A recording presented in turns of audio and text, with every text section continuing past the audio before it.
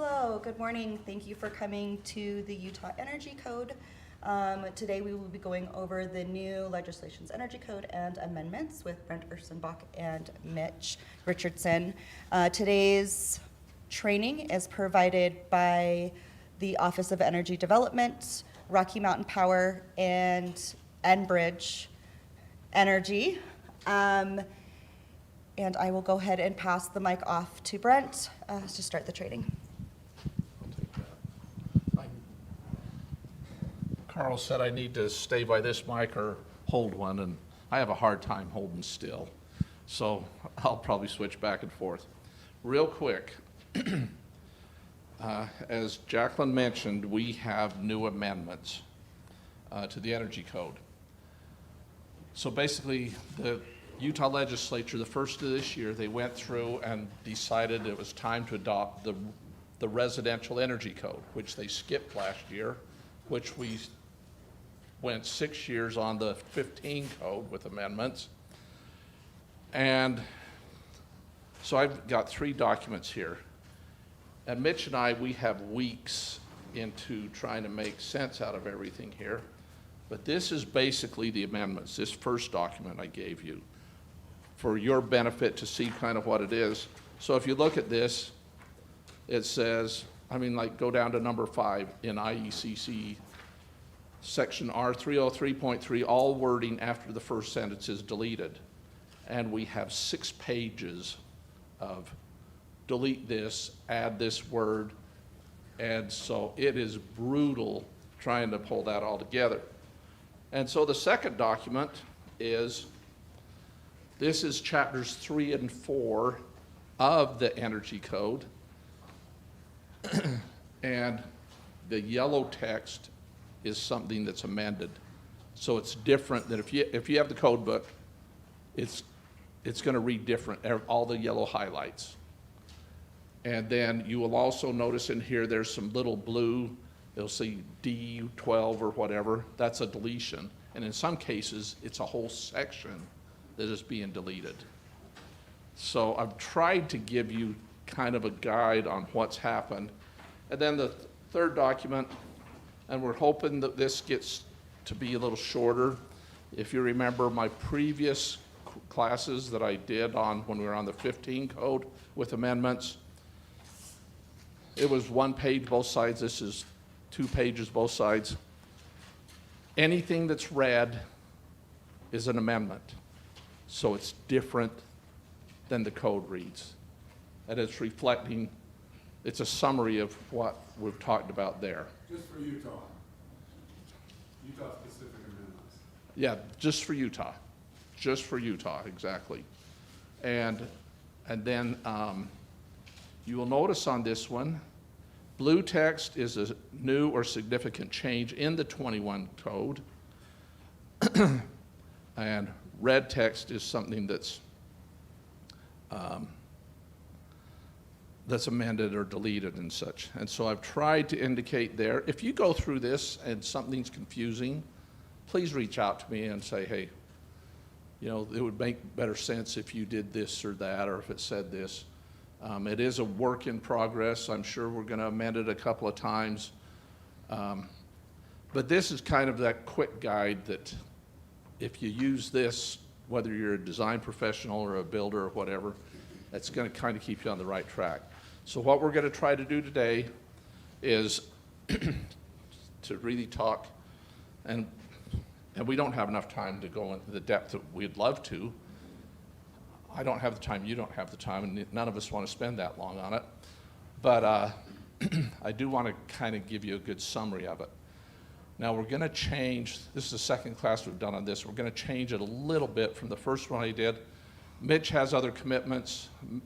Some of you know Mitch, some of you may not. Mitch is president of Building Science West, is that right? And they are one of the largest blower door testing, duct testing, HERS raters. Not saying you're not a big one too, Steve, but we have several in here. And they're all great guys. We love them all. But Mitch, how many do you guys do a year? 10,000. Yeah, they do a bunch of testing. And I actually work with Mitch a lot on problem houses that have, they have serious comfort issues. And I'll go out and survey it, and guess what I bring out to do all the airflow testing? We test the houses, we blower door test the houses, we have some pictures of some duct systems that when you fog the duct systems, you can't even see across the room because of all the duct leakage. But so anyway, Mitch is going to take the the air leakage part, and we are actually going to have him do that early before lunch because he needs to take off. But I wanted to, share his expertise as part of the presentation. Then I'll focus more on the envelope and the insulation requirements and such. So appreciate you having Mitch here as always, and I appreciate all you guys that are here. So as Jacqueline mentioned, by the way, if you want a copy of the slides, I used to print these, and I'd end up with a pile like this, and this much of it went home, and the rest of it was in the bin. If you want a copy of my slides, there's my email. Send me an email, and I'll shoot you a PDF of my slides. And a lot of you already have it. And so, let me just touch real quick. I think most of you know, we have the International Energy Conservation Code. This is printed by ICC. This is 21 version. The front 2/3 is a commercial energy code, which we're not even going to talk about today. The last third is residential energy code, which is what we use on 1 and 2 family dwellings and multifamily up to and including 3 stories. If you have a copy of the IRC, the International Residential Code, one code that you use for building single-family dwellings, the residential provisions in that book match Chapter 11 of the IRC, and they're virtually identical. So if you have the IRC, you'll have the same thing. Plus, all the amendments apply. So if you look at this handout, you notice it says R401.2 compliance options, the very first part of it here, and then next to it it says N 1101.1.3. That's Chapter 11 of the IRC. The first reference in 4 or whatever is out of the IECC, but they're the same. It's the same text.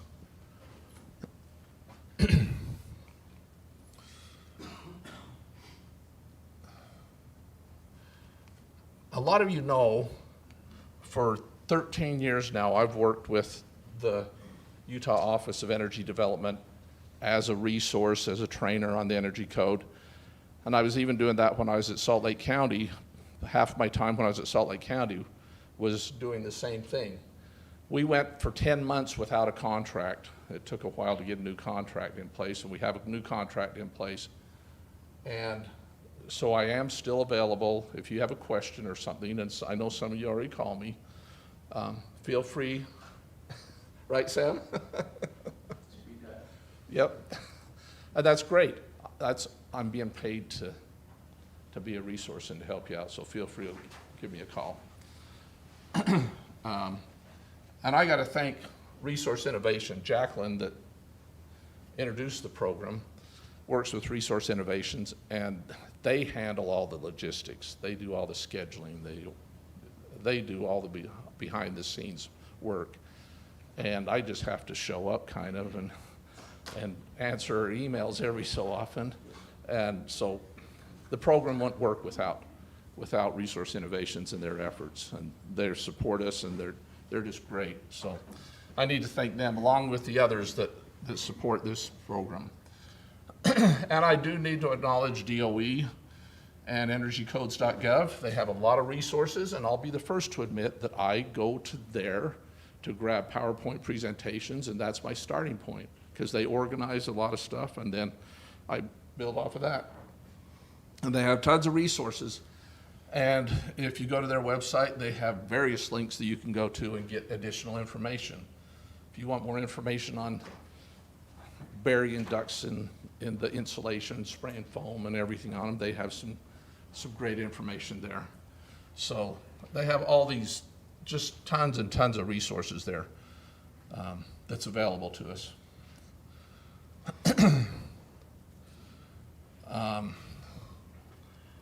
I mentioned the state amendments are indicated in red text on my handout. This code became effective July 1, just last month. And guess what?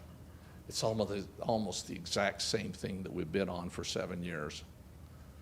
They adopted the 21 code, and to make it match what we'd been on, they had to amend it even more extensively than the previous energy code.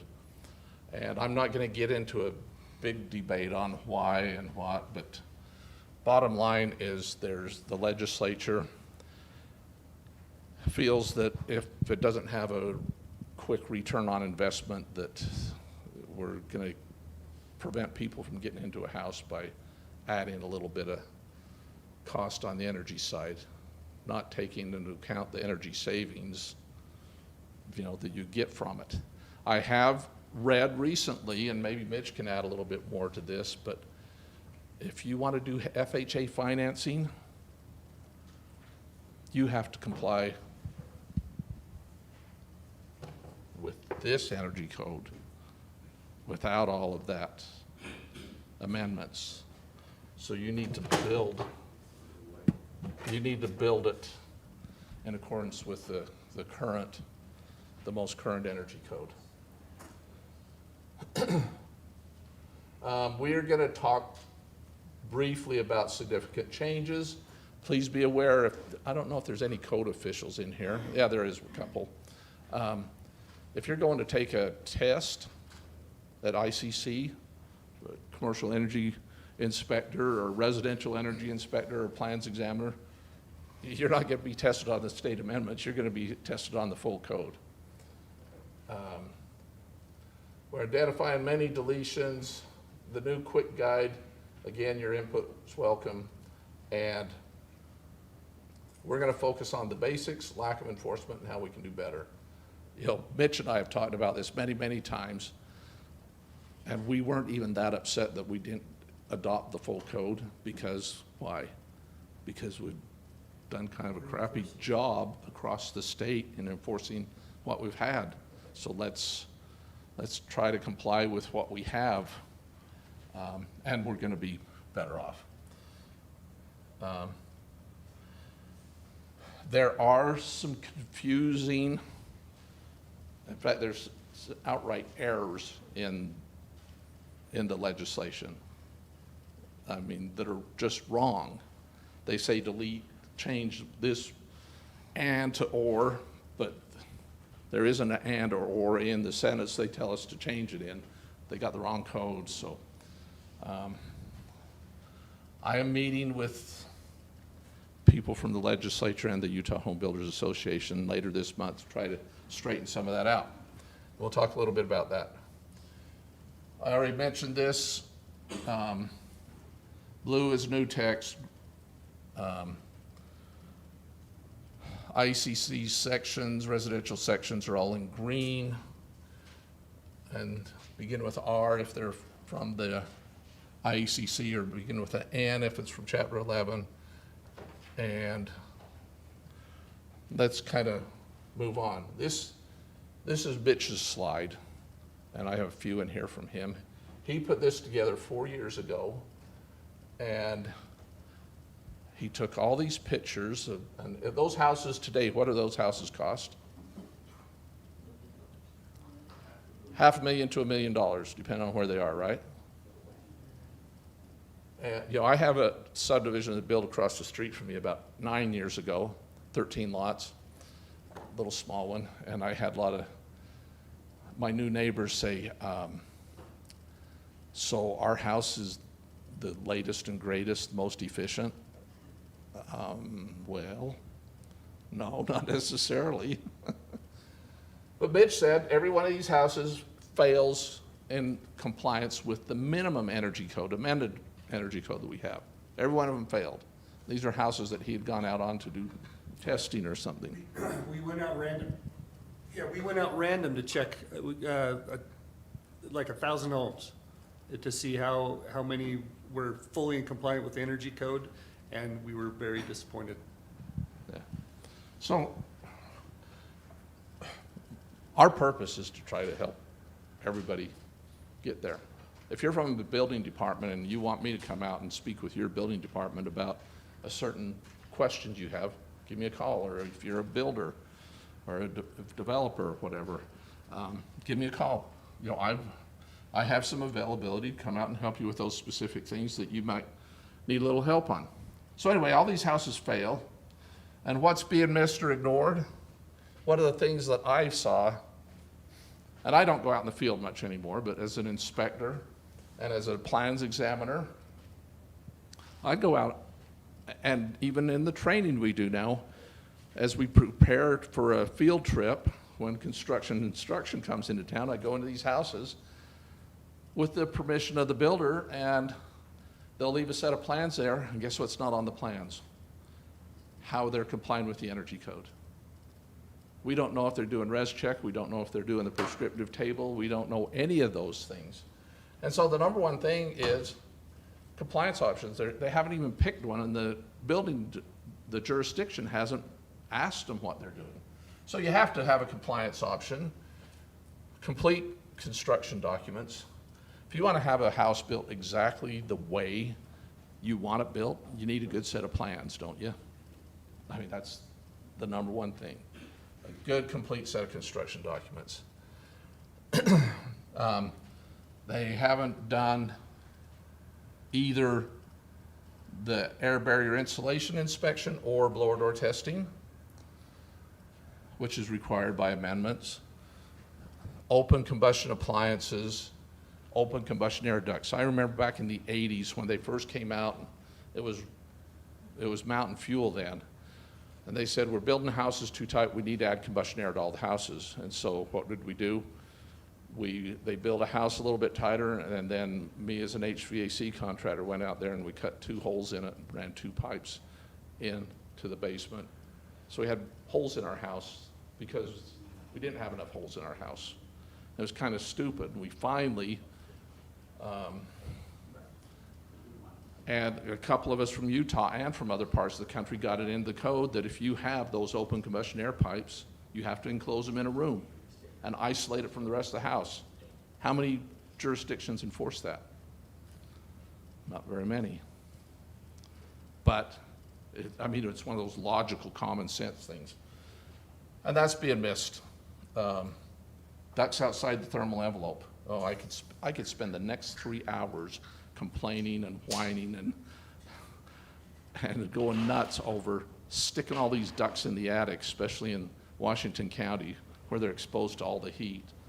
And 40% of your cooling load is going to overcome the heat in the attic. Poor load calculations or no load calculation, poor duct design. Mitch and I have probably worked on a dozen houses over the last 3 or 4 years, and virtually every one of them had a crappy duct system. And ventilation. Ken, we were talking about that before we started here. You build a house tight, you need to make sure you have some fresh air. So these are the things that are being missed.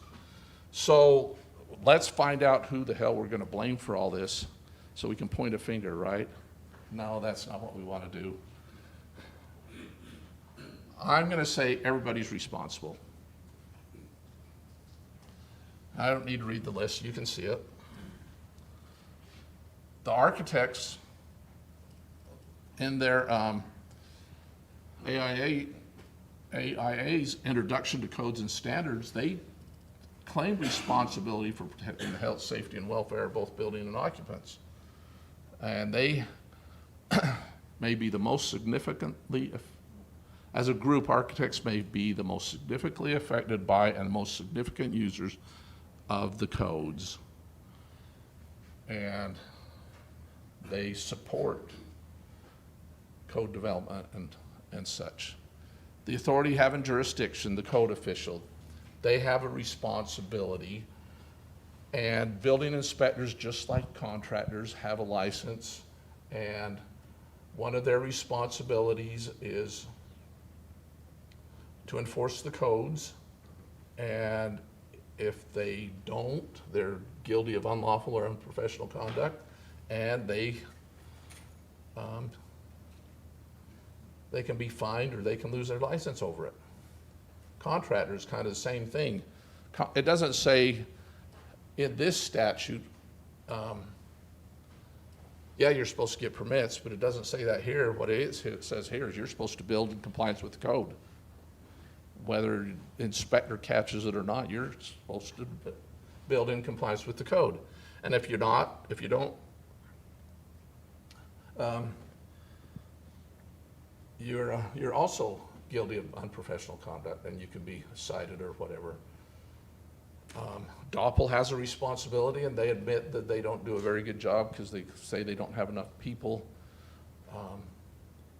And they are supposed to investigate the unlawful or unprofessional conduct. Suppliers and retailers. I remember 2006 was when there was a big push. The energy code was simplified, so it was a little easier to understand. Prior to that, it was a mess. No doubt about it. So it became a smaller code book, and I was working at Salt Lake County, and we started enforcing windows. And I would go out on inspections at Home Depot or Lowe's and change the windows, and they weren't code compliant. And so I'd write it up. Please provide documentation from your window supplier on why they did not put in code compliant windows. And they actually, a couple of the big box stores went out and changed the windows, and now when you go in their stores, they have code compliant windows in there. So they have a responsibility. The homeowner may be a little bit, there's some homeowners. Sam has a homeowner that's going way overboard. I'm building a house right now in some ways that he's building a very efficient home, but it's great. He's really studied it out, and I've talked to him, and Sam spent countless days with him. But a homeowner, it's reasonable for them to expect a well-designed and energy-efficient building. So, why do we care about the energy code? Coming from an HVAC background, most of you know, but I spent 33 years in that industry, and my biggest concern as an HVAC contractor was, were the people comfortable in the house? And if they were comfortable in the house, they weren't calling and whining at me. And if you build to the code, the home's more comfortable, cost-effective to operate, it ensures energy, economic, and environmental benefits. And you've heard this before. I know many of you had, because I've said it before. But what's your second greatest expense after your mortgage payment? Your wife.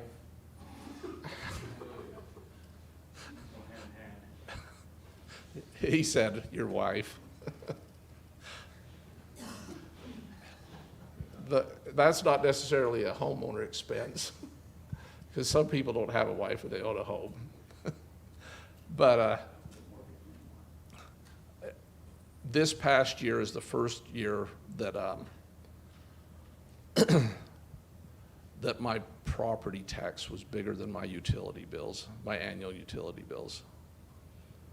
But typically, your energy bills are the second greatest expense. And why mortgage underwriters don't consider that, just like they do a car payment or something like that when they underwrite a mortgage, I still haven't been able to understand. I know there's been attempts in Congress to do it, but in the summertime, we can spend a lot of money on power.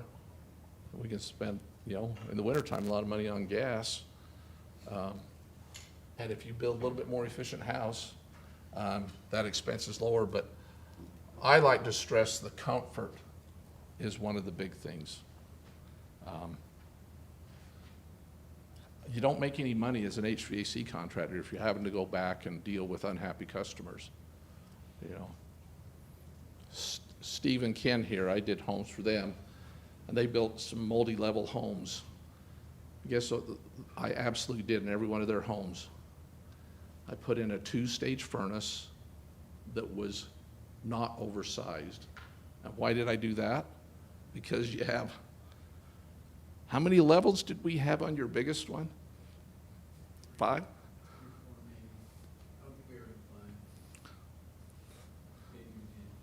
Some over, something over the garage, you know, but they're multi-level. When you have a system that's running a 2-stage furnace on low fire, it runs long cycles, which does what? Distributes the air throughout the whole house. Where you put in that great big furnace that people want to do, and it's short cycles, and you're hot in one area and you're cold in another. So just doing a load calculation like the code says, and properly sizing and properly building a duct system makes a much more comfortable home. We did a lot of those homes, didn't we?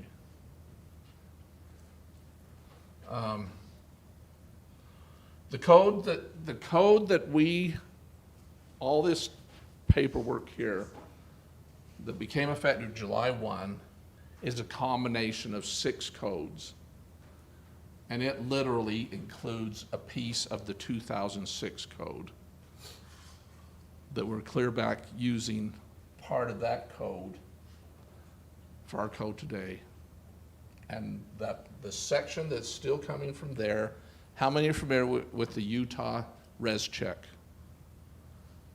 We have a Utah res check that you can use that Utah res check, you can trade off with equipment, you can build a 2x4 home and easily comply with the code because you get an equipment trade-off. The last time the energy code included an equipment trade-off was in 2006. Why? Because you have one chance to build a wall right. And in 2009 it was decided, let's take away the equipment trade-off, let's build the wall right first time and get an R20 or 21 or something like that. But anyway, it's a combination of all those codes, and that's what we're on. I already mentioned this, the relationship between the IECC and the IRC. Same energy, residential energy in this, and residential energy chapter 11 in this was the same. I will mention in the commercial side here, there's only one amendment to the commercial energy code, and the home builders put it in there, and I don't know why, but it's basically telling them that says that it's an option if they want to have some of the receptacles controlled so they shut off at night. But the commercial energy code has a lot of stuff in it that's very effective, but we don't have the opposition to it. So real quick, commercial section and then the residential section. And here's a list of the most significant changes.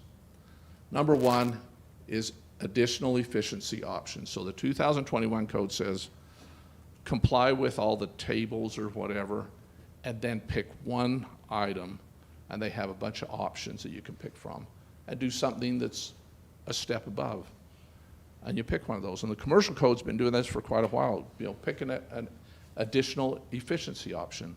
And it could be you add a little PV, you could put more efficient HVAC equipment, you can build a better envelope and take the insulation up to 15% or whatever.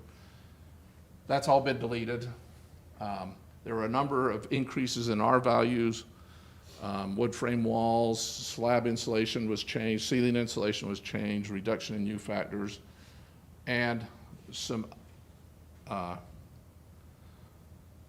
wood frame options, and virtually almost all of them have been deleted or amended back to where we were in the 12 or 15 code. New window requirements, those have been amended out. The air leakage threshold of 5 is left in. But interior lighting controls, And I don't know if I have that much of an opinion on that, but basically, the 21 code and a residential structure was looking at photo sensing on exterior lighting and some occupancy sensing inside a home. And that's been amended out, so you don't have to do that. Okay, I'm going to turn it over to Mitch for... Hey Brent, you lost me. I thought the blue lettering was new stuff.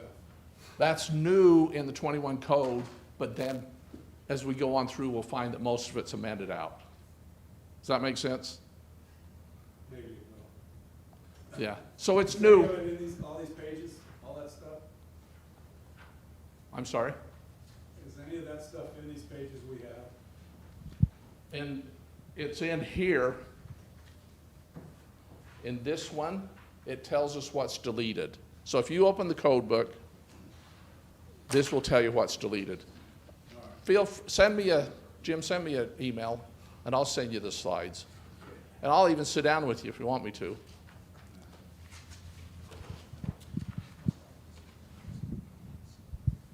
Yeah, and this one here, if you were to like go home and like, oh, what does it say in the code? This would be the one to follow for Utah's code. This one has all the changes in it, with some notes on where those changes came from and why, that kind of thing. That's your most accurate one to go off of, regardless of, what's blue, where, and green, and et cetera. Mitch and I, we had discussions on how we were going to, Yeah, how it's, we identify this, and it's tough just to. yeah, everyone's thinking like, boy, this is a mess, and you're absolutely right. There's the Chapter 4 amendments that they did, and then they did a whole separate sheet of Chapter 11 amendments that they did, and there were conflicts between the two, even though they're the same exact chapters, just in different books. So we had to weave that all together, along with the 2006 code, the 2009 code, the 2012 code, the 2018 code, and the 21 code. We weave that all together into one semi-coherent thing here for you. And many of you might be asking why. Why would we do such a thing? Why would we have a 21 code that we bust all the way back down to a 2012 code? Why didn't we just stick with what we had? Why go through all the work of updating it and calling it a 21 code? And there's a very specific answer. I want to see if anybody knows it. Anybody know why we did all that work? Politics or legislation? Sort of, yeah. It's because the cities, if they are on an outdated code, their insurance rates get jacked up. So nominally, we have to be on a 21 code so that the cities don't get, raked over the coals on their insurance. That's why we're here. Okay, so let's talk about this a little more specifically. Also, so there's good parts to this, there's bad parts to this. In a way, a good part to this is because the existing code was poorly enforced. If we were to just adopt the whole code and still not enforce that, the rebate programs would go away.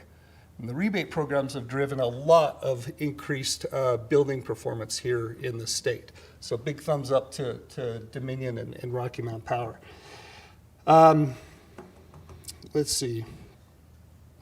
This code is not bleeding edge. Again, it is effectively, performance-wise, it's pretty much just the 2012 code.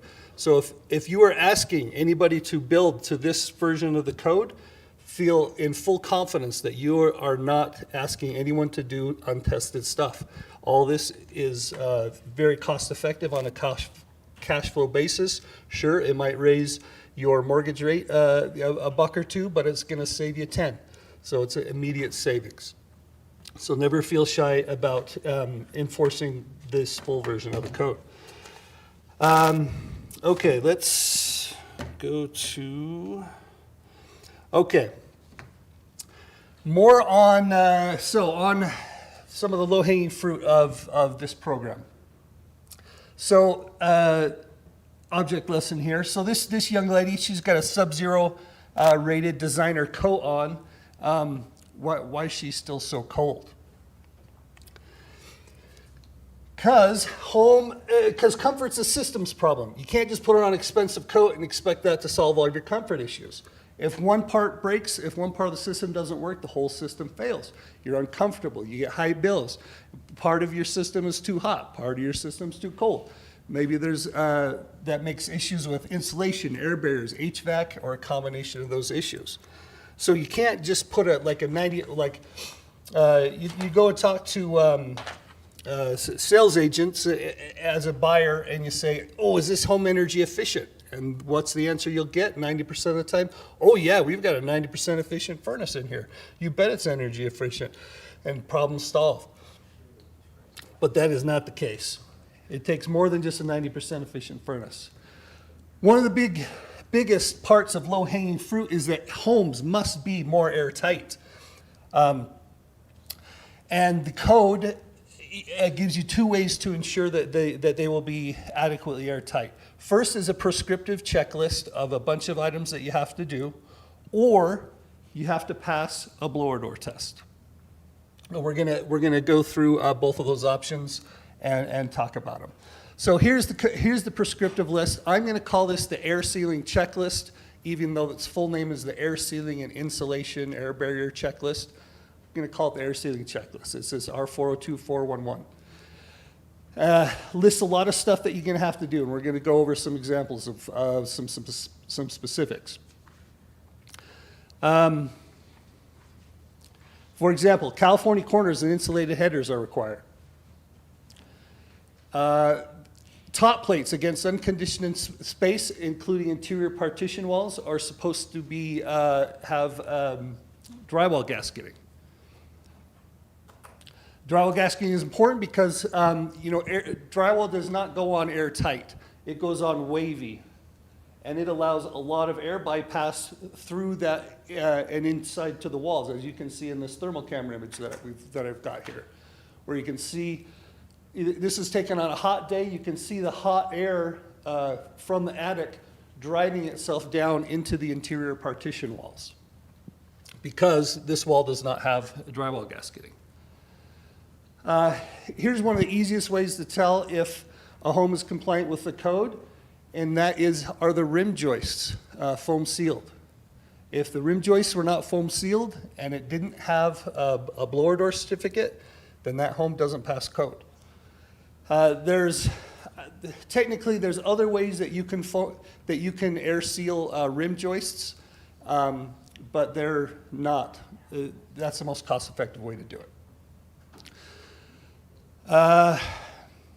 Because press fit bats, they go in with lots of gaps, voids, and compressions. They lose their elasticity. They push back out away from the air, the board. So it doesn't work. If you're building your own house, do this. It's totally worth it. Those bats make a really good filter. They do. Yeah, we're gonna show you how those can be good air filters. Yeah, exactly. So another on the air barrier insulation checklist is attic knee walls must have the full depth required for them for the insulation. It must be sealed on all 6 sides. You can tell on this slide, like you can see what the normal color of the insulation is, and you can see what the color of the insulation is where there's air movement. Insulation should not be able to filter air like that. It needs to be covered up.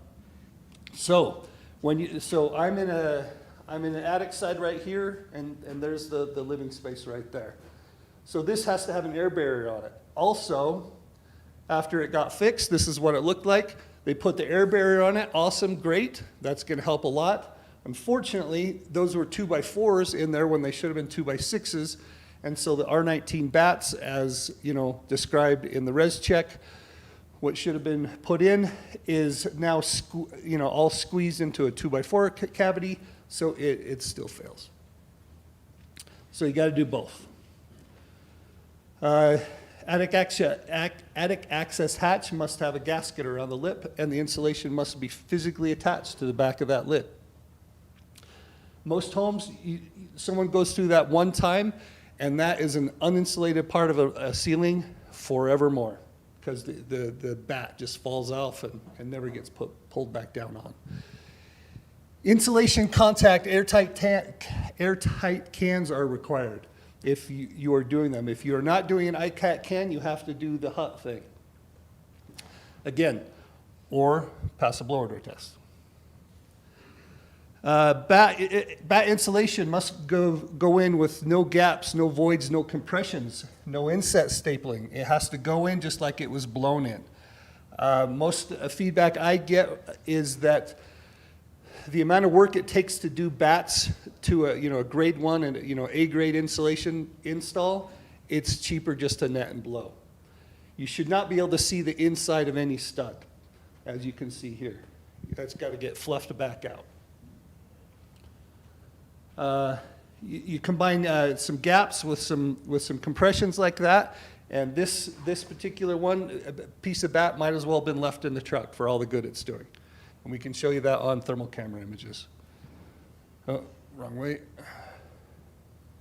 This has been a code since '06. You got to put air barriers behind tubs. This won't do. We don't see too much of this very often anymore, the paper face craft bats, but if you do see it, they have to be, no inset stapling, they have to be face stapled. Again, that insulation has to go in just like it was blown in, and behind those tubs on exterior walls, you got to have the air barrier as well. We talked about ICATs. Instead of doing IC rated cans, what most people do now is just LED puck lights with a normal J box. It's more efficient, it's cheaper. They've got really attractive ones right now. Don't do cans. They're just big holes in your ceiling. 40246 was deleted, so we won't talk about it. Maximum fenestration U factor is the tables are changed versus the 21 code back to what our 2012 code says. And those are in your packet in the applicable table. If you are not going to do a blower door test and you're doing this prescriptive air sealing checklist, you have to caulk the backs of the boxes. You have, where the penetrations are, you have to caulk those in. Then you have caulk the back. Then you have to caulk the whole thing to the drywall once the drywall goes in. Or alternately, you can buy J boxes that are a little bit easier to seal with. And Mitch? Yeah. That's the thing that was deleted. They put in the code, they use gasketed boxes that have the seals where you pull the wires in, and they deleted it out of the code. That's one of the earlier, just a few slides earlier, they deleted all that. And this is why it's important to remember that this is Utah's version of the 21 code. It is not the 21 code. Because the HUD loans, the FHA loans starting next year, they are going to require compliance with the full 21 code. Not Utah's version, the full code. So if you start getting too used to our version of it and thinking you're hunky-dory, you're not. Again, air sealing, prescriptive checklist stuff. HVAC penetrations, that's pretty typical. You get, it's the worst place in the world to have a leak in your house because the air is at its most expensive, it's at its highest pressure, and it gets blown right into your wall assemblies instead of into the living area where it should go. So you've got to seal those. There's any number of ways to do it. You can use the foil UL tape. You can use single-sided sticky foam tape. You can caulk it. You can mastic it. But if you're using the prescriptive checklist, you have to, you've got to do this or pass a blower door test. Here's another little spot that gets missed a lot is these direct vent fireplaces. They cause a lot of leakage in a home, a ton of leakage in a home, because no one pays attention to this little walled-in area behind there. And things like this is very typical where there are just huge gaping holes back there, and that is not allowed. So if you're doing the prescriptive table, you're not doing a blower door test, you got to make sure that this area back here is sealed well, that you don't have rips, gaps, voids, compressions, and that the air barrier is fully installed back there, so it's airtight. Again, so if you're doing the prescriptive test checklist, you have to do drywall gasketing. We do not recommend that you use construction adhesive as your drywall gasketing. The timing on that is much too tricky. It's, if it gets a little bit too set up before they put the drywall on it, it will make it worse instead of better. Also, if you do it too soon, you can smear that stuff out too thin and it won't work. But mostly, it's just, I don't know, it just doesn't work. And you have to trust the drywall guys to do it, and no one, is there to check their work because they do it just before they put it up, etc. So I don't recommend adhesive for your drywall gasketing. What seems to be the most cost-effective thing to do these days is this Great Stuff Pro drywall gasket. That's, by all accounts, the cheapest way to gasket. It feels like a marshmallow, looks like a marshmallow. Do it with, finger thick, pinky thick is okay. When I'm in the field with the construction guys, I like to use my middle finger to show them how thick it should be, but so they never forget. But drywall gasketing is very important. It's low-hanging fruit. You get a lot of air sealing for your dollar doing drywall gasketing. So you've got to do that whole huge checklist. You got to foam seal your rim joists, or you got to pass a blower door test. Third of your expensive conditioned air just leaks out of your typical house. If there's a pressure difference, either a wind or stack effect, if a home has 2 stories, if there's a temperature difference between outside and in, or an unbalanced or leaky duct system, you will have leaks in that home. For those of you who haven't seen a blower door, this is what they are. We set up a frame and a fabric and a fan, along with our manometer. We depressurize the house to the equivalent of a 20-mile-per-hour wind on all 6 sides of the building. And then we note the amount of cubic feet per minute it takes to do that. And that CFM is the leakage rate. More about how we use using Boyle's law. We know the pressure inside, pressure outside. We know how big the orifice is, and that tells us what the CFM rate is. There's a couple of different ways that we communicate air tightness in building construction. First is ACH, or air changes per hour. That's how many, the volume of air that you can take out of a building per minute or per hour is that particular calculation. The other calculation is a 0.3 per square foot of enclosure area, which we'll talk about a little bit more in a minute. But the ACH is a little bit more simple one to remember. So air sealing, does air sealing work? Does it count?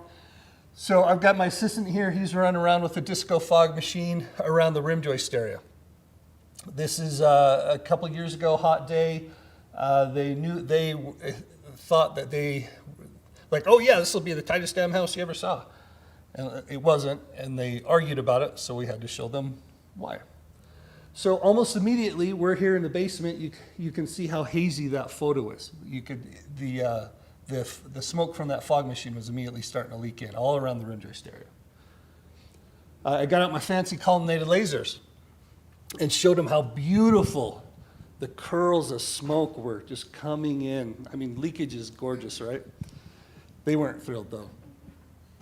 Then we switched to the thermal camera images to show them further evidence of leakage and how all that outside, it was a hot day, 90 degrees or something. You could see all the heat leaking in through those rim joist areas. You could see all the heat leaking in underneath the baseboards. So this is an exterior perimeter wall. I think the laundry room was on the other side of this one, and you can see how much outdoor air was coming in through there because they did not have any drywall gasketing. Then we flipped it around. We put fog in the house, pressurized the house, then went outside with our lasers to show people where it was leaking and that they do leak. And you can see that here. I just love that turbulence in there that you can see with the lasers. So that's your envelope, that's your building, that's your house. That's the one you want to be the tightest because you spend a lot of money heating and cooling your air. If it just leaks out, that's a waste. So that's why the code wants you to fix it. The next thing code wants you to fix as far as air management goes is duct leakage. Duct leakage is a much bigger deal than anybody gives it credit for outside a few people in this house. As Brent was discussing, when we go out and we get called out on like really uncomfortable, problematic homes, it's almost always due to crappy ducts, leaky ducts. The full 21 code requires all ducts to pass a leakage test. Utah's version only requires ducts that go outside the condition envelope to be tested. It used to be, the last version of it, if you had more than 20% of duct length outside conditioned space, that had to pass a test. Now it's just if any length goes outside the conditioned space, it has to pass a test. Actually, an improvement in this code. A small improvement, yep. I think they're talking about fixing that in the next, because they did not intend for that to, the people who wrote the amendments did not intend that to have, to be quite that strict. So we'll see where it goes. But yes. So, yeah, the way I read that was that going forward, we would need to test any house, whether it was conditioned or unconditioned. You're saying that if any amount goes into unconditioned space, we test it. That's what the amendment says. That's what the current writing of the code says. If any portion of the duct or the air handler is outside conditioned space, that system has to pass a test. Again, I think after the next legislative session, that might be changed a little bit. We'll see. But for right now, that's the rule. If ducts completely inside don't have to be tested, unless we were enforcing the full version of the code, then all ducts would have to be tested. Steve? But then, if you're gonna do a per store to pass the code, okay, to qualify for the code, Right. then it would have to be tested, because you have to have leakage to the outside. Correct. That's correct. And that's one of the many reasons why very few people use HERS to pass, which, does us no favors. But that's why everyone does a res check. Res check is being 5% above the Utah's 2012 code is by far the easiest way to show compliance, with the code, when you turn in your plans anyway. What were you saying they're going to try and push back? From the scuttlebutt I've heard, they did not intend that for any portion of the duct to be outside conditioned space, get a test. They did not mean it to be that strict versus like 10% or, I think what they intended is they wanted to leave in if it's over 10%, then you got to do it. I'm on the Uniform Building Code Commission, and Uh-huh. it's meant to be that way. If someone else is trying to change it, but on the Uniform Building Code Commission, when we made that recommendation, that was what it was intended, is if anything was outside the building envelope, it needed to be. Oh, yeah, they're true. So Long story other short, other factors out there pushing different directions. Yeah, What went through that often. yeah. Ross has contacted me the first facts I did, and he said, well, that wasn't our intent, that wasn't our intent, that was. Yeah, so I just mentioned that as that for right now, any part of the duct is outside kitchen space, that has to get a test. If it's all inside, it doesn't. we And hope that it might stays change. that way. What's that? We hope it stays that way. Yeah, Yeah, because Ron was adamant that it was that too, that it was anything outside the building envelope was tested. Good. yeah. Also, a side building science note, even though we are focusing on the duct leakage outside conditioned space, it is still just as important that you manage duct leakage inside conditioned space. When you're having your own house built, have someone duct leak test that thing. You will not regret it. Let me interject. Please. Mitch and I just finished, well, actually it was last year. I'll just say this, it was a big house in Summit County, many, many millions of dollars a house. It didn't have any duct leakage. There was a little bit of duct in the attic, but the house was horribly uncomfortable. And they had huge duct leakage inside the house. I mean, so huge that I think we got 5 pascals or something trying to pressurize the duct system. I mean, it was just leaking so much. And half of it was in the ceiling of the furnace room.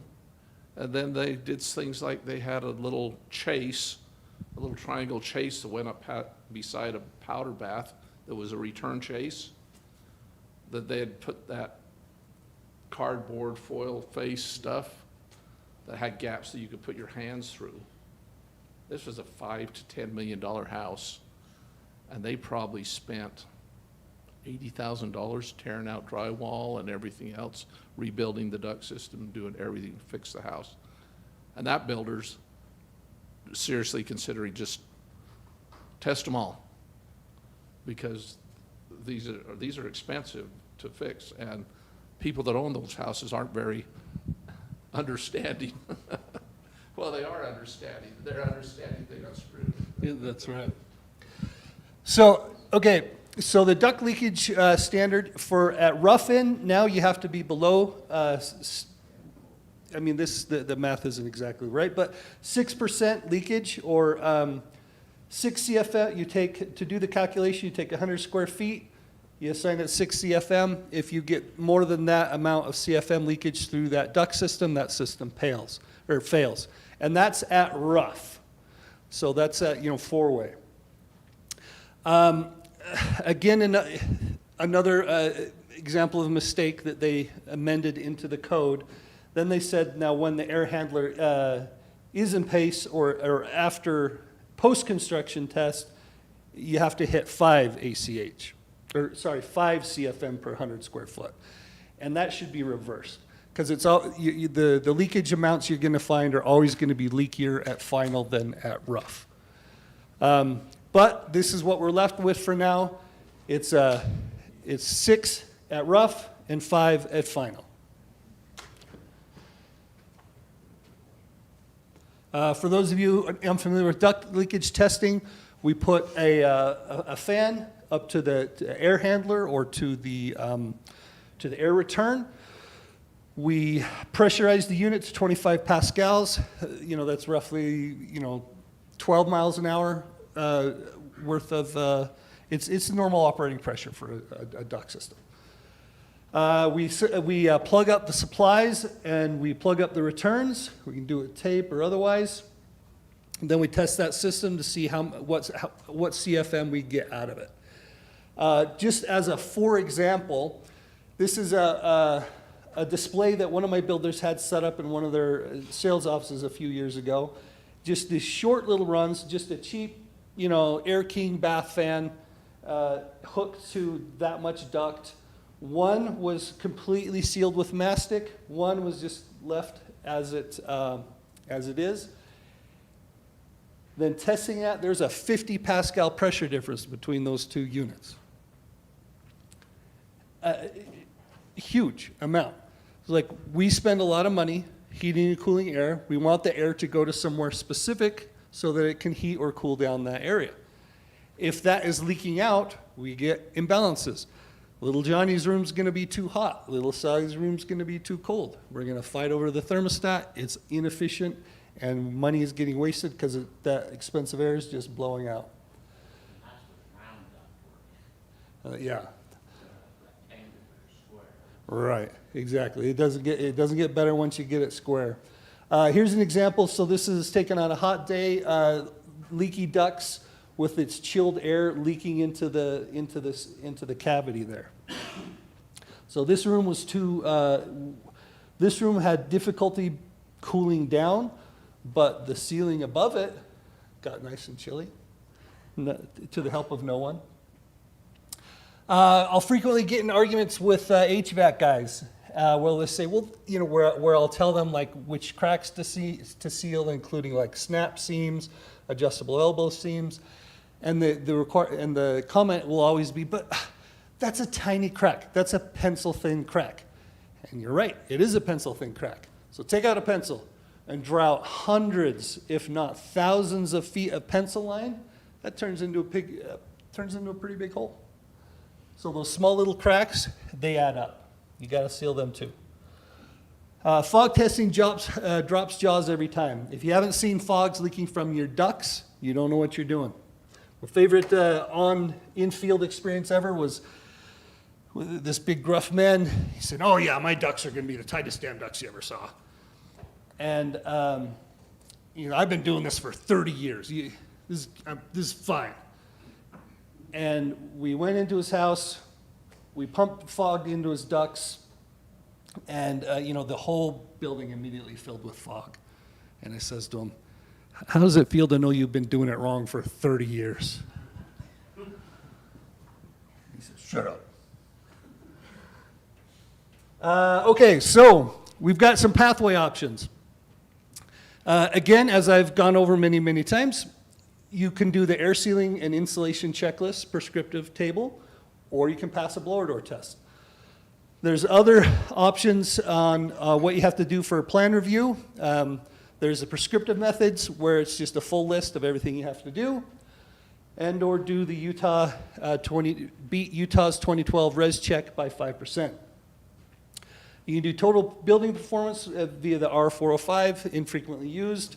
You can do the ERI index, infrequently used, unless it's for a builder who's already using an energy rater like us for some other reason. Then sometimes it makes sense, like, well, we're building far and above code, we're doing everything, you know, we're doing a full energy rating on this building anyway, so rather than spend a little bit of time doing a res check, we're just going to print out an ERI to show that we're compliant with the code. That's a good and effective use of that particular method, and we're not in the tropical climate, so we'll keep moving. And I'll take it from there if you want. Okay, right on. Thanks, Mitch. Any questions for Mitch? We are planning sometime, aren't we, Jacqueline, to do a field training where Mitch and Steve, if you want to participate, we're going to do some blower door testing and some duct testing in the field so you can see it actually happening. And We'll have the fog and the lasers, maybe some music. some rock and roll,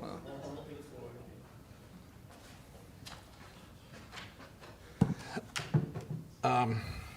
Yeah, appreciate that, Mitch, a lot. I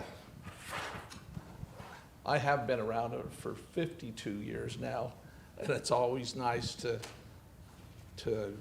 work with you guys, Mitch and Steve and others, you know, because I always learn something from it. The blower door test is a wonderful tool on a house, and some of the things we've seen are just amazing. The last one we were involved in a lot had a crawl space, and again, it was another really expensive house, and he tried to pressurize it and couldn't get the house up to pressure. I think we maybe got to 7 pascals or something like that. It left a piece of panning out in the crawl space. So as soon as he put a little fog in it, I couldn't even breathe down there. I couldn't see anything. And we fixed that, and guess what we found? Further down, more big leaks. And so it's a shame how poorly these duct systems are done. The code back in 2012, either 9 or 12, said no more panning of floor joists. But we've amended that so you can still pan floor joists. And that's one of the places that we have big leakage. But we also have them on supply ducts. We have just terrible, terrible joints being made on some of those. And then we're having systems that don't work. So, Mitch just talked the air leakage part and then introduced you to our options. Now, you'll remember our options from the previous code was we had this prescriptive table, res check, and Utah res check. So we had 3 that fall under the prescriptive description of the energy code. You can do any one of those. And by far the most common is the Utah 2012 res check. Because why? Because you can pass real easy. You only have to pass it by 5%. Total building performance, and yeah, the energy rating index. I would love it if everything was an ERI, a HERS rating. Why would that be so wonderful? Because whatever house you're building, if it looks like someone else's house and you have a HERS score of 50 and they have a HERS score of 70, that's a big deal, isn't it? You know, isn't it a big deal when you look at the mileage that you get on some cars versus others, or trucks? So you just mentioned panning floor joists. Okay, and so I'm not really familiar with doing a manual, HVAC manual, but Let's start over. okay. So you just talked about panning floor joists, okay, that's allowed. It wasn't allowed in the code and it got changed. So when you do a manual D&J, okay, is there any way to enter a wood floor joist in there for airflow?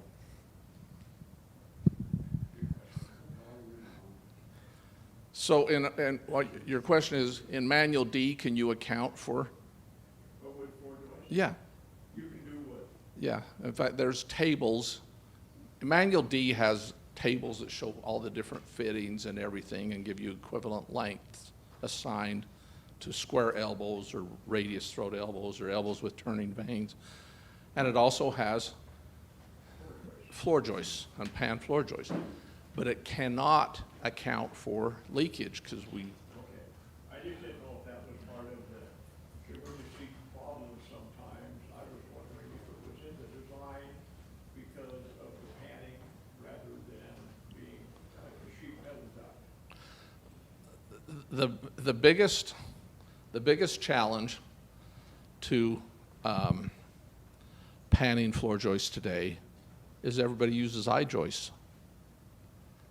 And that creates 2 problems. Number 1 is sealing the sides of that joist end that you put in there. And you see them do good jobs and you see them do horrible jobs. And then the other one is all the knockouts that you can run wires through and everything on the I-joists. And they're just really hard to get sealed tight. And so it was either the 9 or 12 code. The code said you can't use framing cavities as plenums. And so we see lots of leakage there. But unfortunately, I see horrible duct connections relying on foil tape to seal a gap that's 1 inch wide or 1.5 inches wide. And it's disgusting is what it is. And that's what we encountered on this one house that they spent so much money tearing everything apart to fix it. I did want to mention, anyway, I would love it if we had movement that way, and I know some builders have been doing that and advertising their HERS scores and stuff like that. You know, the home inspections when you sell a house isn't the law, but somehow it gained traction, and it's virtually done all the time now, isn't it? You have a home inspection. Wouldn't it be great if the public and the realtors and everybody could get on board and say, hey, you know what, let's tout energy efficiency and let's do HERS ratings. And I think it'd be wonderful if you went out on old homes and had to take the time and stuff to give them a score. It would solve the problem. We wouldn't be whining about codes because there's an incentive to do it right. I included this one just because maybe one of you someday is going to say, oh, the hell with this climate, and I'm going to go to Hawaii, and that's where I'm going to spend the last years of my life. And we do have now tropical climate regions that have completely different sets of codes. Mitch wouldn't have any business in some of those climate zones because they don't care about air sealing. Clean up on mold control, though. Yeah. You know, you see them, they just have shutters that they close to kind of secure the place. I haven't been there for almost a year. I need to get back there. So I mentioned this, and I think it's worth talking about. So these are, blue is new in the 21 code. And what does the red say? And I forgot to add one here. That one's deleted. But the code is, what the code says is comply with one of these methods, one of the three prescriptive, the total building performance, the ERI, or, well, we won't worry about the tropical. And then pick one of these. And so it's giving you an option as a builder. And a lot of builders right now are already putting in high efficiency equipment. They're putting in a 95% efficient furnace and a 15 SEER or 16 SEER air conditioner. So you could pick that one, and then you complied with, you know, you've picked that additional efficiency option. Put in a tankless water heater, 98% tankless water heater. You're done. You've met that one. More efficient duct thermal distribution system. Get the duct out of the attic.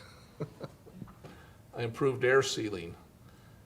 And efficient ventilation. So build a house and test it to 2 ACH 50 and put mechanical ventilation on it. Or I think I skipped the enhanced envelope, which means insulate it better than the code minimums. So the commercial energy code's done this and gone through a couple of different transitions, and now you get points for a whole bunch of different things, and we're getting more efficient buildings. And why don't we have opposition on those? My son, my oldest son, he works for a large global property management group, and they are growing in all their markets when commercial properties are losing traction right now because people are working from home and stuff like that. But they're growing because they have a very proactive program that makes sure that the building is set up right, and when they do TIs, they do them efficiently. And so they move into managing 100 million square feet for a property owner, and almost immediately there's big reductions in energy bills. And that's how they grow their business, and they're very successful at it. And guess what? These people that are paying hundreds of thousands of dollars in utilities, when they save 20% because we build to a more improved code, it's a no-brainer. I guess my point is, if we're building, we need to tout our energy efficiency and show people the benefit of building a more efficient, not only the comfort, but the utility costs and everything else. So, referring to this, and we've had little snips from this already. Mitch has referred to a few of them through his part. But I put this together. You could use it as a checklist if that's what you want to do. But the very first thing you should be looking at, whether you're designing a building or you're in a plans examiner or you're an inspector, is what's the compliance option? What compliance option did they select? The top note there is what I just talked about. You don't have to do one of the additional efficiency packages. But the first option is a prescriptive table. And if you've looked at the code, I might have a copy of it. Well, the prescriptive table is exactly on this document. I've put prescriptive table for Utah's climate zones right here. And so you will see that in climate zone 3, which is Washington County, what you have to have for your window U factor, your skylights, and so on, what your walls need to be. You simply have to meet the table. You don't have to do a res check. You don't have, just build a house that meets that table. And we're in climate zone 5 right here, and climate zone 6 is up in altitude, Wasatch Summit and such. And notice all the red. What does all the red mean? That those are amended values. They're less than the code includes in there. Now, the prescriptive tables in the code include all the climate zones. I just brought over the ones we have in Utah. So that's an easy way to meet it, is just do that.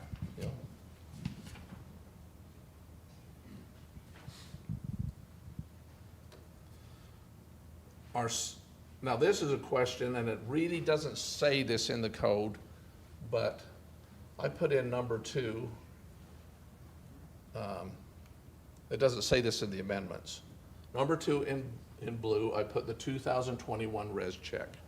So can you build a new house? Can you say, well, I just want to build to the 2021 code. Can I build to that code and do a 2021 res check and turn it in? Are they going to accept it? I mean, it's more than compliant. It's better than everything else. So if someone says, no, you have to do the Utah 2012 res check, they're wrong. You're doing far above the adopted code.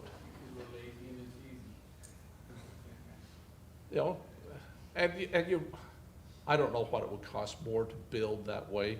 You're probably building a lot of it that way already. But yeah, so you can use, if someone turns in a 2018 res check, and I was doing the plan review, I wouldn't turn them down. Would you, Mitch? Because that's going to be better than our minimum Utah 2012. Number 3, that's the go-to Utah 2012 res check, pass rate of 5% or better. Now, when this all first came out, and the initial discussion on this Utah, well, let me back up just a little bit so that give you a little bit of background. We did not adopt the 2009 Energy Code in Utah because of the equipment trade-off being eliminated in 2009. And when we got around to the 2012, the word from the legislature was, and they actually wrote an adoption of the 2012, but the adoption date was contingent upon DOE writing a res check that allowed an equipment trade-off. And so we had to convince DOE to write a Utah res check, and that's when we got the Utah 2012 res check. And built into it was you just had to pass, and then 3 years later you had to pass by 3%, and then 3 years later you have to pass by 5%. And we've stayed at the 5%. When this all took place, I talked to a couple of builders, and we've even mentioned one of their names already today, and they gave me 5 of their plans. And I ran res checks on those 5 plans, and I did one on the 2006, I did it on the 2009, I did it on the 2012. And really, if we wanted to be equivalent to the 2012 res check, we'd need to pass by 7 to 10%, depending on the plan. And so I've always maintained that we're using too low of numbers. And if I were to take those and pull them up and run them on the 2021 code, you'd probably have to pass by 15% or something like that would be my guess. I might pull them out because I still have those files. Bottom line is we have that option available. You can do the 2012 res check and you only have to pass by 5%, but you're building a house that's 5 to 7, 8% less efficient than current code house. And if you're doing HUD, FHA next year, you might have a problem with those homes. And then we've already talked about the other two. You could do the total building performance, which I've only seen once or twice. That's an energy model. You just model the house, and house we're going to build uses, a little less. And then there's the ERI, which is an improved performance model that accounts for appliances and everything else, which the total building performance doesn't. Huh? Okay, yeah, you bet. That's a good question, Ken. Energy rating index. So a HERS rating is a score that's been around since in the 90s. And it's owned by ResNet. Is that a good way to describe it? So it's a system that ResNet, a for-profit company, put out to rate homes. So it's a home energy rating system, correct? That's the acronym. So they go out and you look at the insulation, you look at all the thermal envelope stuff, but then you take into account the appliances and everything, and then you have a score for that house. And I don't know if I have the slides in here for this, but a 2003 or is it a 2006 home has a score of 100? It's a 6? Has a score of 100. Every 1% improvement, you take off one. So if you have one that has a score of 50, it's 50% better than a 2006 code minimum house. And a good place, a good example of where this can be used today. Now it takes into account HVAC equipment, it takes into account your refrigerator, your dishwasher, your washing machine. On the windows. Yes, blinds, all those things. Would you account for a tree outside? You can. So it takes in all these things. I've actually seen it used recently down in Washington County because people have these lots that have this beautiful view of the Red Rock or something like that, and they want to put one wall of their great room with butted glass. What's butted glass? 1/2-inch thick panes of glass that they just butt them together with a little bead of clear sealer between the panes, so you have this whole wall with no mullions or nothing breaking it up, just a little line that you might notice. And you go, how in the hell does that ever comply with the energy code? Well, you can't do a res check and ever get it to pass. In fact, res check and other options in the code say your maximum U factor is 0.48. You can't go any worse than that. But with butted glass, I've had some run ERIs, and they put the very best HVAC equipment in. They insulate the heck out of it. They put the very best appliances in it, and they can get away with one wall. They can't do the whole house that way, but they can get away with a wall that, sorry, it's really disconcerting to have your phone ringing in your hearing aids while you're trying to Tried to talk. And it was playing Stairway to Heaven, my ringtone, so.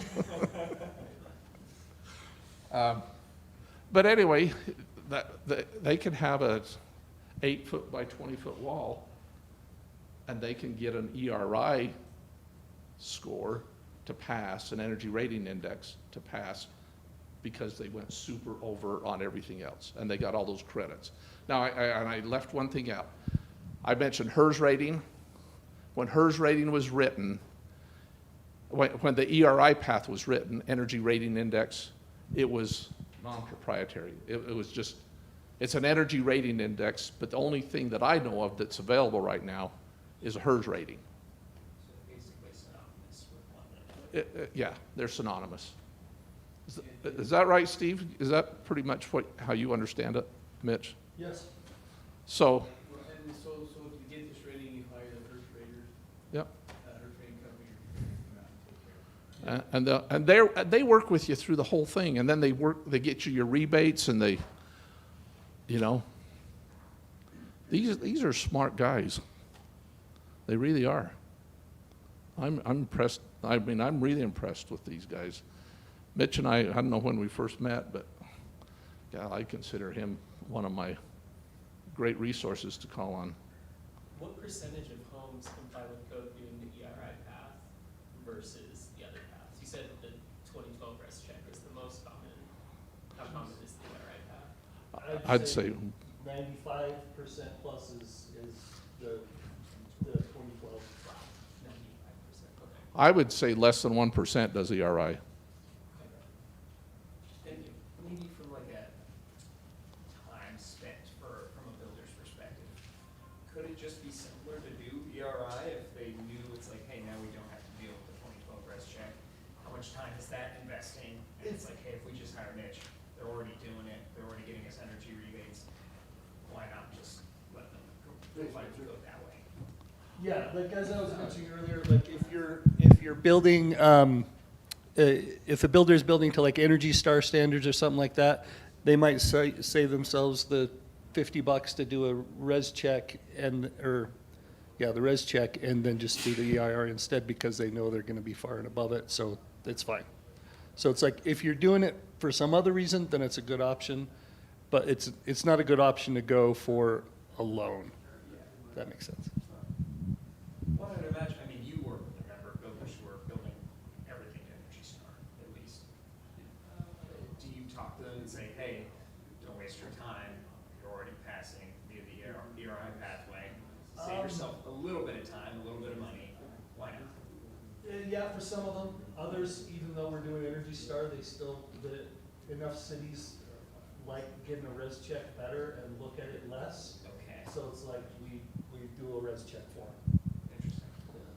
Is this something done before you turn your permit in type thing to the city? It's all on paper, so we like a res check, we know what we've got to put in, what's going on. Okay, And you guys follow through with it to the end, the rebate, is that what it is? yeah, the question is, so is he involved right from the start? Yeah. Yeah, so on the plan review, and I think there's some truth to res check is simple, it's free, you know, maybe every house they build is not Energy Star, and so they have the res check, so they just send it in, and the jurisdictions like them. I've had jurisdictions demand that they do a res check, that everybody turns in a res check. I said, that's BS. You have all these options.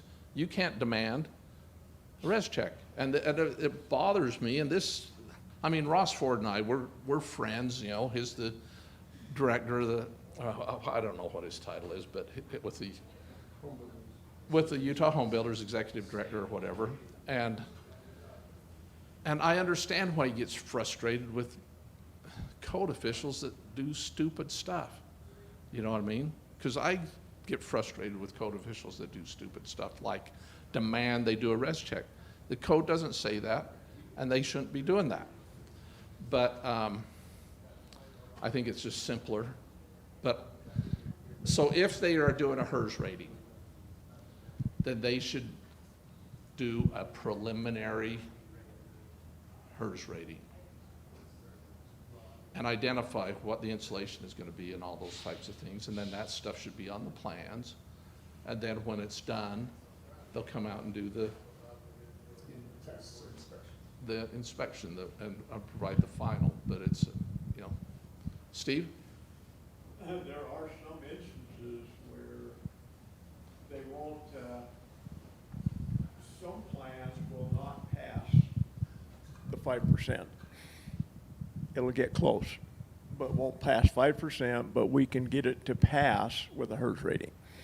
Because you get the performance, all the other things that are done, you can get it to pass with the HERS rating. You can't get it to pass the 5% above the res check.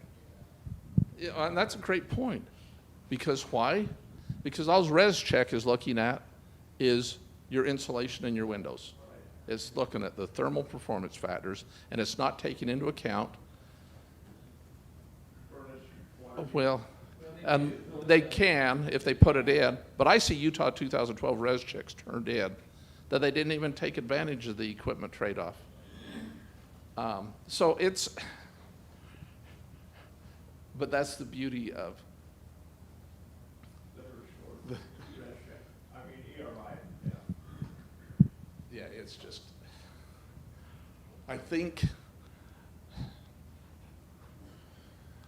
it would sure be nice if everybody kind of just got down to, we're going to do HERS scores, we're going to do ERIs. And So one thing to remember too, Brent, though, is if people go down the prescriptive table way, they're not gonna be able to get the rebates from Dominion or, because it's based on pay for performance, which is a HERS rating basically. So, you gain the benefits of a HERS score, certifying this way and also getting your rebates.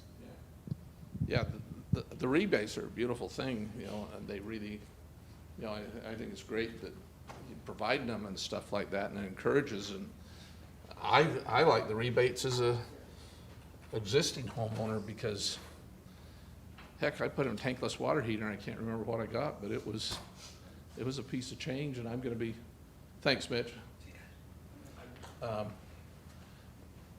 You know, I'm going to be doing some heat pump stuff coming up, so I'm going to take advantage of those things, and I think they're great, and I think a lot of builders have missed out because you get someone like Steve or Mitch or someone, they're involved right from the first, and they're going to be stopping out during the construction of your home, and your home passes, and it's a good home, and it's verified. You know, we've verified that it's a good home. And then we have new, and this is an amendment, and that's fine, that if you build to the National Green Building Standard with a gold rating. Now, most of these, if you're passing with these, you're going to be tight, and you're going to have to mechanically ventilate your house. And we'll talk a little bit more about that.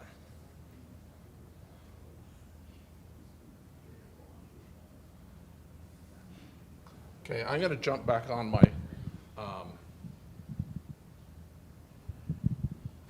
my construction documents. I did some, and they were mostly commercial projects, but I did a couple of large custom homes that I would have been better off writing the builder a check for $5,000 and telling him to go get someone else to do his job than doing his job because his plans sucked. And I'm sure some of you guys have been involved in projects like that, that just everything was just a nightmare, and you were always sending in RFIs and everything else, and you bid it for a hard money price. And when they're all said and done, you're $10,000 or $15,000 in the hole because the project sucked, because the plan sucked. And so when I went from being an HVAC contractor to a code official, and I was doing plan reviews, I probably wasn't everybody's favorite person because I wanted plans that were complete and accurate and identified what was expected and what wasn't expected. So there were all these unknowns that end up costing you thousands and thousands of dollars, and having to send crews back time after time after time. And it wasn't any of your projects, Steve or Ken. But yeah, so construction documents, I'm a firm believer that the better the plan, the more complete the plan, and in the context of what we're talking about today, the insulation, the U factors on the windows, all of those types of things, and the mechanical design are very, very important. Now, there is a lot, and there's still a lot of discussion on mechanical design. And and this is one of the things that Ross and I have had some long discussions on, and it ties back into code officials getting a little bit, I don't know, a little bit too picky on Manual J, D, and S. Everybody familiar with that term? Manual J, D, and S. Manual J is HVAC load calculations, ACCA Manual J. It's how you size equipment. You do a load calculation. You analyze every square foot of the thermal envelope and see how much heat you're going to lose in the winter and how much heat you're going to gain in the summer, and you come up with your equipment sizing off of that. Well, one of the key factors on that is what are your design temperatures? What are you designing for outside in the wintertime? What are you designing for in the summertime? And I'm not defending, in fact, I'm speaking that some jurisdictions just need to take a deep breath and not get worried about 3 degrees difference in design conditions and quit sending back Manual J's because they designed at 3 degree different temperature. It's just not that big a deal. And don't make them use a particular coil or stuff. So anyway, my bottom line point is, and this is something that I want to work with Ross and maybe even have an amendment that addresses that, yeah, do a load calculation, make sure it's fairly accurate, and if they want to put an extra half a ton of cooling on it, let them put an extra half a ton of cooling. Just make sure the ductwork can handle it. And the system's going to work fine. So anyway, you're going to hear more about this, and hopefully we can get it so we're not having so many arguments, and we can get the code officials and everybody on the same page. But it's a big concern of mine. There's a couple of definitions I wanted to go over that I still, 12 years after I started doing this, I still run into challenges on it. These 3-4 definitions I think are important. We got to make sure we have them in mind. I get calls, where is it in the code? And a lot of times it's in definitions. So continuous or air barrier, combination of materials and assemblies that resist or prevent passage of air through the building thermal envelope. Mitch talked quite a bit about this. Your drywall can be an air barrier. It's stopping air from moving in and out. Tyvek can be an air barrier if it's installed completely. But on you remember Mitch talking about gasketing, especially on your top plates? It's amazing how much leakage occurs between top plates and the drywall. You've all crawled in an attic before it's insulated and you can see all the top plates, right? And guess what you can see? All the gaps where the drywall, the wall is against the top plate. So why isn't the tape joint, the inside corner tape joint, part of the air barrier? Because of all the plugs and everything, and the air gets into the wall cavity. It is an air barrier. That's not what they're talking about. They're talking about the air going into the heat pushing down your walls. You have more surface area that's heating into your house. Yeah. So it's the surface area you're talking about. So it's increasing the surface Heat area. from the attic? Yes, the heat pad goes down into your walls and then pushes out. And usually those are uninsulated, so it has the ability to push all the way down to the floor, the outlets and everything else. And that heat's just passing through both thermally and through pushing through. Yeah. Yeah. Good answer. Yeah, it's a real good answer. So I mean, all your ceiling seams, that's an air barrier where you tape it. But in your corners, that's where, you know, your 2x4s are not nice and smooth. They aren't ran through a planer or a joiner, you know, and so it's amazing when you fog one of those systems, if you pressurize the house inside and you go up in the attic, you just see and it's mostly interior walls, but exterior walls too. You see so much air leakage in and out of there. I know a couple of builders that when the lids are done, the drywall goes in, guess what they do? They have the foam guy come and spray a 1/2 inch or 1 inch of foam on top of the lids from the attic. Guess what? That's really tight then. Seals all your boxes, it seals all those top plates, it seals everything, and that makes for a tight house. But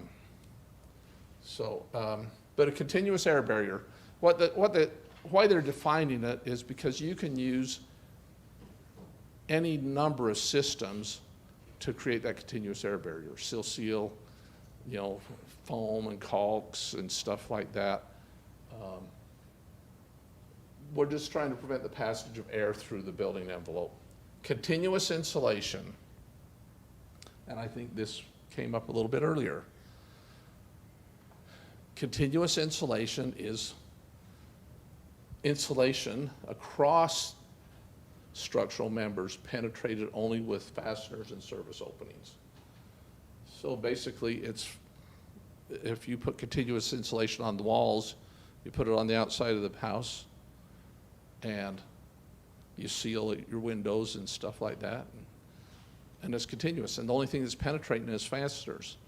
If you're building a building and you're putting a Z-girt on it to hold rock wool, that's not continuous insulation because you have this continuous piece of metal that it's more than just a fastener, that's a thermal bridge.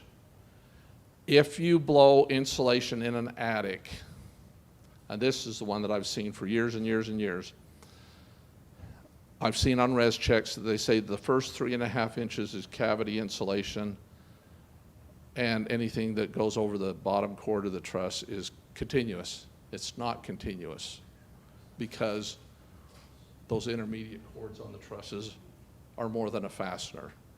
And if you take a thermal camera in there, you can see where every one of those comes down and connects to the bottom cord of the truss. So that's all cavity insulation that's blown in. Still talking continuous, there's actually an amendment in here, and it's in the green building stuff, I think, that if you're doing the spray foam on the underside of the roof deck, that if you want to treat it as continuous, then you need to make sure there's a couple inches of foam on all the framing members, whether the rafters or whatever, so that you do have a true thermal break on your rafters.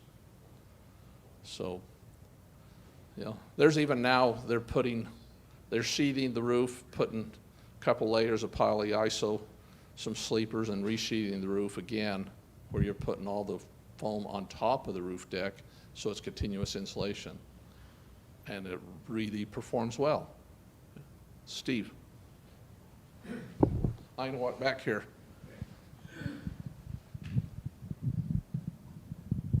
I would like to kind of do a sales pitch on the foam on the inside of the roof deck. 'Cause we got an instance right now with townhouses where the townhouses are trying to get to 3 air changes. There's some townhouses that are now putting the foaming the roof deck, and they're going down to 2 air changes without really anything else changing except making that whole cavity part of the conditioned space. Okay, it's a low roof deck, it's a low roof, so you can't get in there to blow it. But it's making a huge difference in the air changes with the blower door by doing the roof deck. So is this a flat roof system with a deeper, or? just It's pitched, but it's very low, okay? So like a you can't- 112 or something like Yeah, that. you can't get access to it, you know. The deepest part is maybe 3 feet, and then it goes down to like 18 inches. So it's not, actually, we're trying to get an R60, so you got 4 inches of glass on the top, and then it's straight on the bottom to get your R60. But it's changed, the air changes completely. And almost the same townhouse that is just another townhouse that's blown. We're trying to get to 3 air changes, and it's really difficult. With this, they're in the 2s and low 2s. That's cool. It's, you know, it's, I think spray foam is one of the golden It's things. difficult because you can only put so much of the high density foam, only 3 inches. And to get the rest of it, you gotta put the low density foam and do your 6 inches on top of it. Yeah. It sure does some air sealing though. And it goes down and it creates, all of a sudden you've got an enclosed, you've got more air. I mean, you got a larger volume to the house too. Yeah. And any ductwork up there is inside the thermal envelope. Yeah. Yeah, it's, understanding that continuous insulation, the cavity insulation, and the framing members and everything is just very important. And then the last definition that I wanted to touch on is a residential building. As defined in the Energy Code, a residential building is a 1 and 2 family dwelling, townhouses, group R2s, 3s, and 4 buildings, which is everything but hotels, 3 stories or less in height above grade. And that's an important definition because we have a lot of multifamily projects now that they're building apartments, and if it's only a 3-story building, it's a residential energy building. If it's a 4-story building, it's a commercial energy building. And so it's 2 different energy codes. And if it's a commercial one, you're gonna have to comply with a code that isn't amended very much. And so we do run into this sometimes. If you have a 2-story building that you have retail on the first floor and then you have apartments on top, that's actually commercial energy for this part and then residential energy for the part above. That makes sense? So you treat it, the residential part as residential and you treat the commercial as commercial. But if it's 3 stories or less, it's all residential energy code.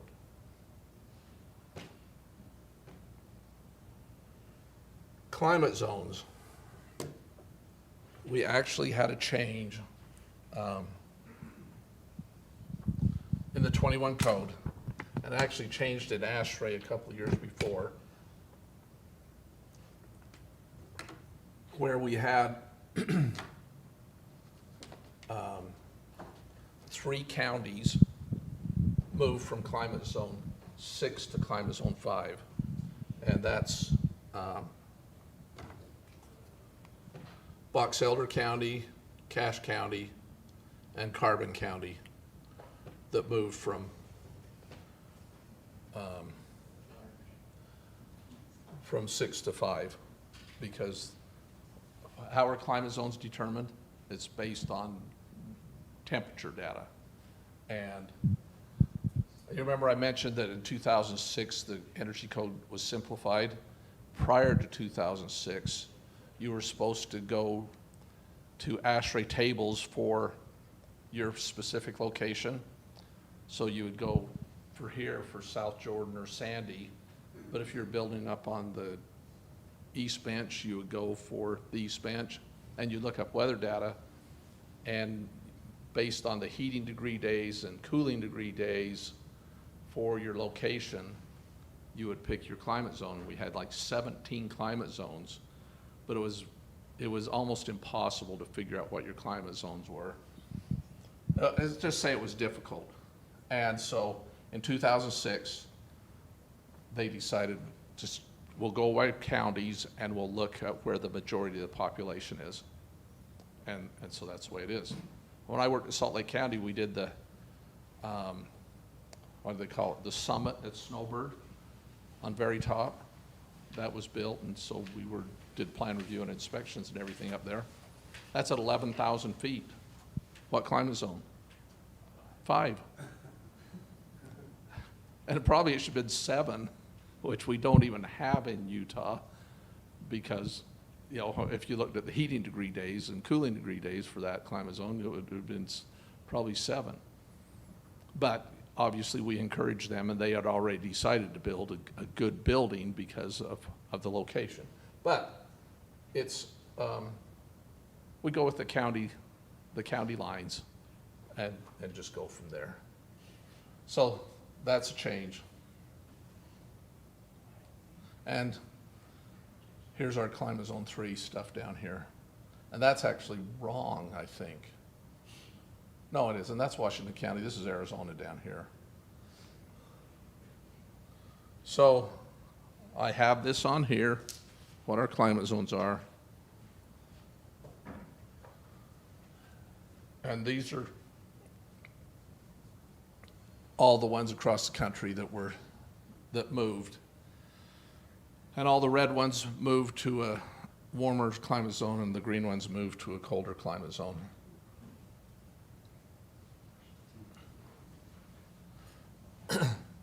Now, I don't know if I've really had a lot of heartburn about this, but I think it's a good thing. The code has required for a number of years that you print a certificate, and at first they said stick it in the panel. And I think it's a good thing. ResCheck will print you the label if you want it, that we have a certificate that is created when the house is built, so we know what the windows are, we know what the wall insulation is. And as an HVAC guy back in the 70s and 80s and 90s, it would have been nice if I could go into an existing home and find out what was in the walls. As a design professional, it would be nice if you had a little bit of that information. And so I'm gonna encourage jurisdictions to start requiring the label. And it can just be located in a mechanical room or something like that. But it identifies the R values and includes if there's ducts outside conditioned space, U factors, solar heat gain coefficients, if you did area weighted calculations, that should be shown, and results of any testing. HVAC efficiencies and types, service water heating equipment, and new in the 21 was PV panel details, ERI scores, if there was one, and code addition and compliance path, which was deleted by amendment. So you don't have to do that in Utah. Some of these changes, the first change is just there's what we're finding, and I don't know if you've brought in European windows, Sam, for any of your projects, but they use a metric system, and so their U factors are different. The ones on my current plans are normal. They're normal. Some of them coming from some places have different ratings, and it's this EN standard. And there's conversions that you can convert back and forth, but those exist. Maintenance information, I think what the code says that you need to have a label identifying the maintenance requirements. I agree with this amendment that they deleted that. If the installation instructions are there, you have your maintenance instructions. You don't need to create a label. And then there's the certificate we just talked about. That was because you had inspectors failing people, because like garage doors didn't have it was just rare.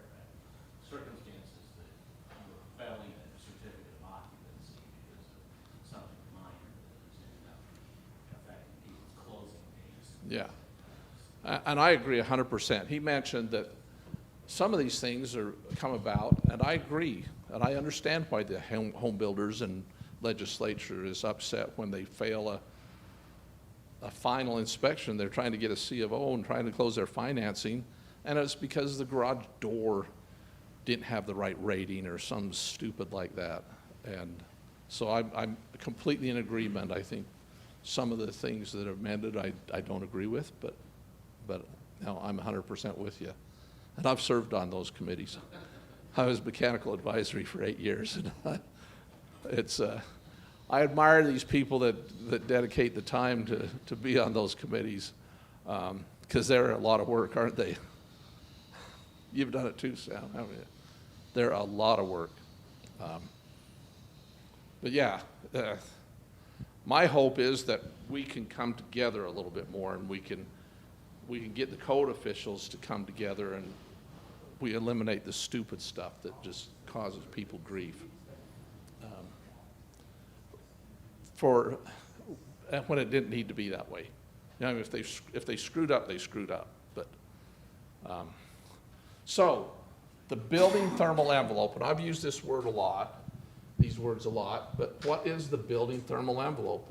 It's every component of the building that separates conditioned from unconditioned space. And so this is basically the thermal envelope. And I don't need to go through each one of them, but I do want to touch on this one right here and right here, the rim joists. That's a weak link. That one does not get treated well. I've been involved in a number of buildings that, especially in crawl spaces, they have severe mold problems on the rim joists. End up in a lot of litigation where it's not just air leakage affecting the heat and cooling, but when you hit the dew point in those areas, you get mold or rotting out that area, and such a small cost is Yeah. He mentioned there's a lot of litigation, and I've been involved in that very same thing. What are things that cause condensation? Cold temperatures, right? And you get more condensation if the humidity level goes up a little bit. Psychrometrics, they call it. You remember when I was a kid, we used to sleep out on the lawn all summer long. And some nights you'd have dew and some nights you didn't have dew. And it was similar temperatures. But if the humidity was up, you have more dew, right? Yeah. the biggest areas are Cantilevers. They're not sealed. Yep. I think dollars well spent would be, and it's even addressed in the, Mitch talked about you do a blower door test or you do that table. There's a prescriptive table that tells you how you do all your insulation, how you do all your air sealing. And one of the things it says in there is that you have an air barrier on all sides of the rim joist insulation. And how do you do that if you're just taking a piece of bat and sticking it up there? You're not. Money well spent if rim joists were all spray foamed with closed cell foam. And if it's a crawl space, I don't know if I put slides in here, but I want to talk about crawl spaces real quick, because I've been in a number of crawl spaces on the litigation side that they claimed that they were unvented crawl spaces. If it's an unvented crawl space, what do you have to do? You have to put down minimum 6 mil vapor barrier, seal it. It needs to go up the walls. It needs to be sealed against the wall. You need to insulate the wall all the way up, including through the rim. But the key is that you have that sealed vapor barrier on the ground. The litigation I've seen mostly with that is hardwood floors, because hardwood, when you have that entire main level of hardwood, the way the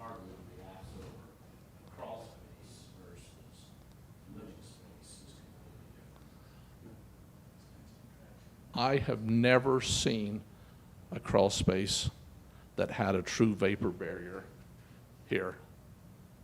Every single one I've ever investigated or been involved in, the vapor barrier was incomplete.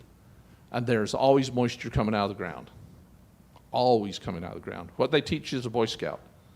If you're lost out in the desert and you have a piece of plastic, you dig a hole in the ground, put the piece of plastic over it, put a rock in it so it forms a cone, and have a cup under it, and there's going to be water dripping in it during the night because there's moisture in the ground. There is moisture in the ground, and it's coming up through, and you don't realize it. I'm to the point that the code doesn't allow me to do this, but I strongly recommend that they don't do unvetted crawl spaces. They do still spray the foam and everything. And I'd say spray the foam underneath too, so you're creating a vapor barrier because of your hardwood floors. And make sure it's a well-ventilated crawl space.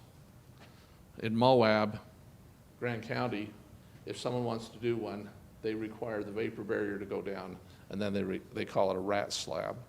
They require a slab that protects the vapor barrier so that we don't get the moisture through. So that's a tough one. But rim joists, air leakage and mold and there are just a lot of problems. And lots of times they get left out. This is part of the wall. And they're not accounted for in it. And last thing I wanted to mention, and some of you have heard this before because I bring it up all the time, there's an exception that if your building is a low energy building, you do not have to comply with the energy code. And I've had many people say, well, I just put a 40,000 BTU unit heater in my garage. It's just a little one to keep it from freezing. It's a low energy building. To qualify as a low energy building, the energy use needs to be less than 3.4 BTUs per hour per square foot or 1 watt per square foot of floor area. How big is a 24 by 24 garage in square feet?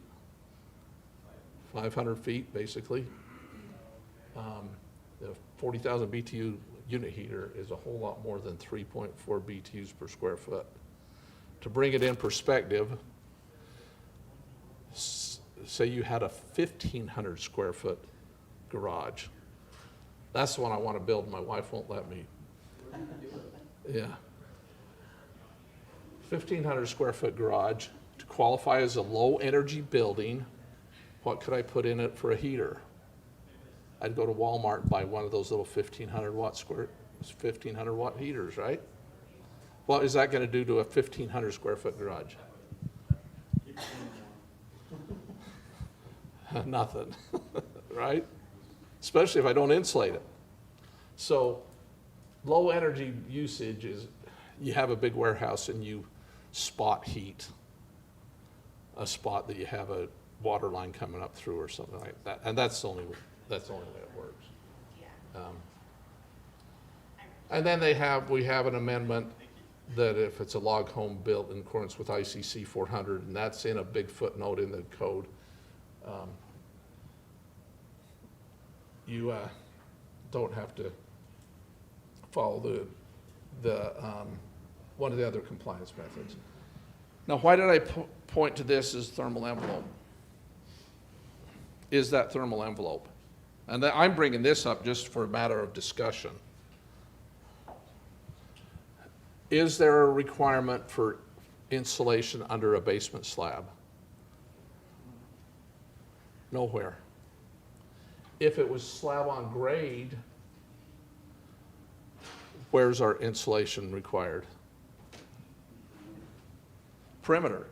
If this is slab on grade out here, we insulate the perimeter, right? Whether it's 2 feet or 4 feet deep, and whether it's R10 or R15, that's what's required. And I've been after ICC to clarify this because I have I have some jurisdictions say, well, if you put duct underneath that slab, you have to insulate the duct. Well, is it outside the thermal envelope? Where's the thermal envelope? Opinions? I'm kind of leaning towards the thermal envelope ends here. If it's slab on grade, that's where we insulate, and so inside is not outside the thermal envelope. So there's a lot of discussion on that right now, and I don't have you a firm answer on it. I did not make people insulate their underground duct systems when I was inspecting. Did 2024 Energy Code end up adopting that? I know it's insulating underneath the basement slabs. I don't know. We're not adopting that. There's been talk, and actually there's some wisdom to it. What's the temperature down here?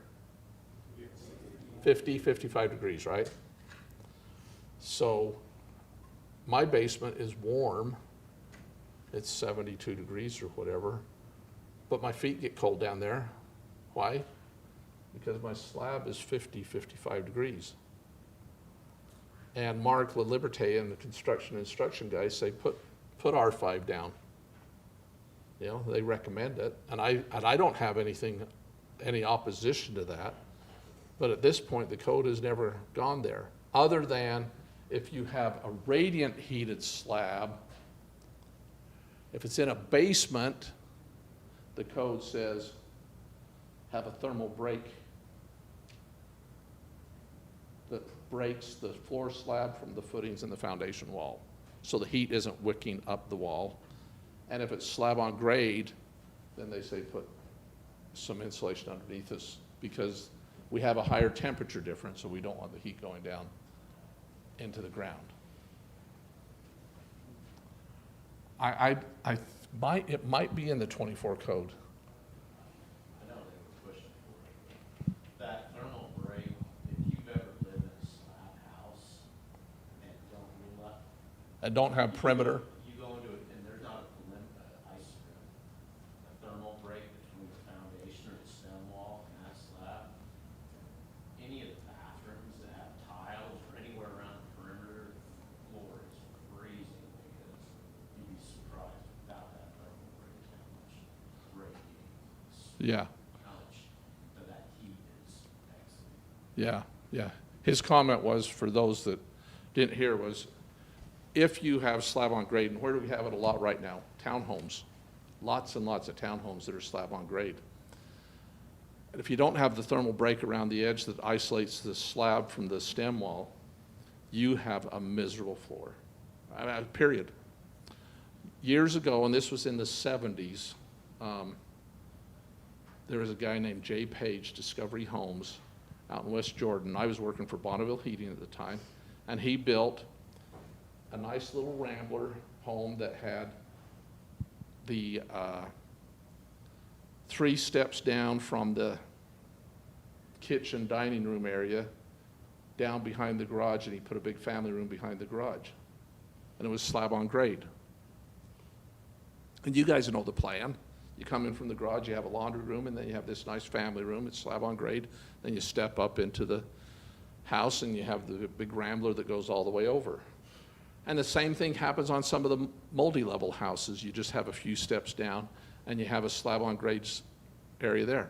And we had a lot of people that were complaining about, they have this wonderful big family room right there next to the, excuse me. But anyway, they were cold.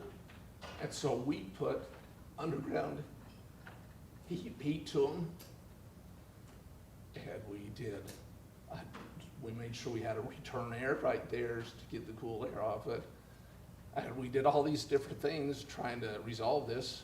And we were there one day and at another house looking at it, and we took a thermometer and went around the perimeter and worked the thermometer down through the carpet and under the carpet pad, and guess what the temperature was of the slab around the perimeter? It was like 40 degrees because it was cold. And all they did was put expansion joint. They didn't even put any insulation going down it. They just did the thermal break expansion joint. Half-inch of asphalt impregnated Celotex, basically, and drastically improved the situation where it wasn't so cold. So, Even if it's not a huge energy expense, it's comfort. yeah. What you said. Yeah, it's a big deal. So code officials, builders, everybody, if it's slab on grade, do the insulation thing.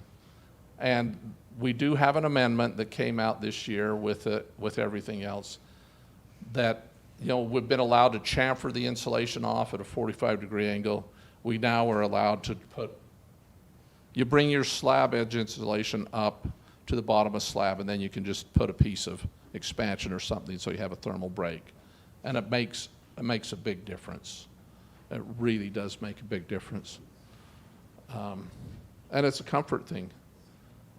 We like to take our shoes off, and if the slab's 45 or 50 degrees, our feet are cold. Here's our prescriptive table. Just to make sure you understand what it's saying here, let's take this one for an example. 20 plus 0 CI is what? R20 in the cavity, 0 continuous insulation, or 13 in the cavity, 5 continuous insulation, or 0 in the cavity, and 15 continuous insulation. The prescriptive table gives you any one of those 3 options. And then we have similar for the other climate zones. So is what this table's saying is that if I put 3 inches of foam on the outside, that's as good as putting 20 in the cavity? Yeah, it is. In fact, it might even be a little bit better. So that's what 20 plus is cavity and continuous insulation, so you understand those. And then there's other footnotes. Again, this is the prescriptive table values for Utah. I did not include on this handout anything that wasn't our Utah, that wasn't in Utah. I do want to note that the 21 code says R10 around that slab edge insulation is set to 4 feet, and that was amended back to 2 feet, so this number doesn't change. It stays 2 feet, and I don't have a problem with that. Climate zone 6, it's still 4 feet deep. Mitch talked about this one. We probably should have took a break, but Jacqueline, lunch is here at noon. Lunch will be served about 12:15, 12:30. You make it 40 minutes without a break, or do you want a break real quick? Speak up. You're okay? You know what? If we don't take a break, we're not going to go till 4. If that, we'll break early. If we don't break, we'll be able to get through more material, and we'll get out of here earlier. I agree 100% with what Mitch said. I have crawled in a lot of attics, and rarely do I crawl into an attic that piece of insulation that's supposed to be on the access is not sitting off to the side. They get pushed away, and they're off to the side, and they never get put back. That's something that should be taken care of, and the weather strip. And insulation dams, and this is in the code, and it's not amended out. If you're not insulating your garage ceiling, shouldn't we, or if you have a covered front porch and your trusses continue out over your porch, should you have something to prevent the insulation from blowing over onto that unconditioned space, like the garage or the porch that's got a big overhang on it. Yeah, we should have something like that. And that's in the 21 code, to prevent loose fill from spilling into living spaces. Appliances in attics, other locations. I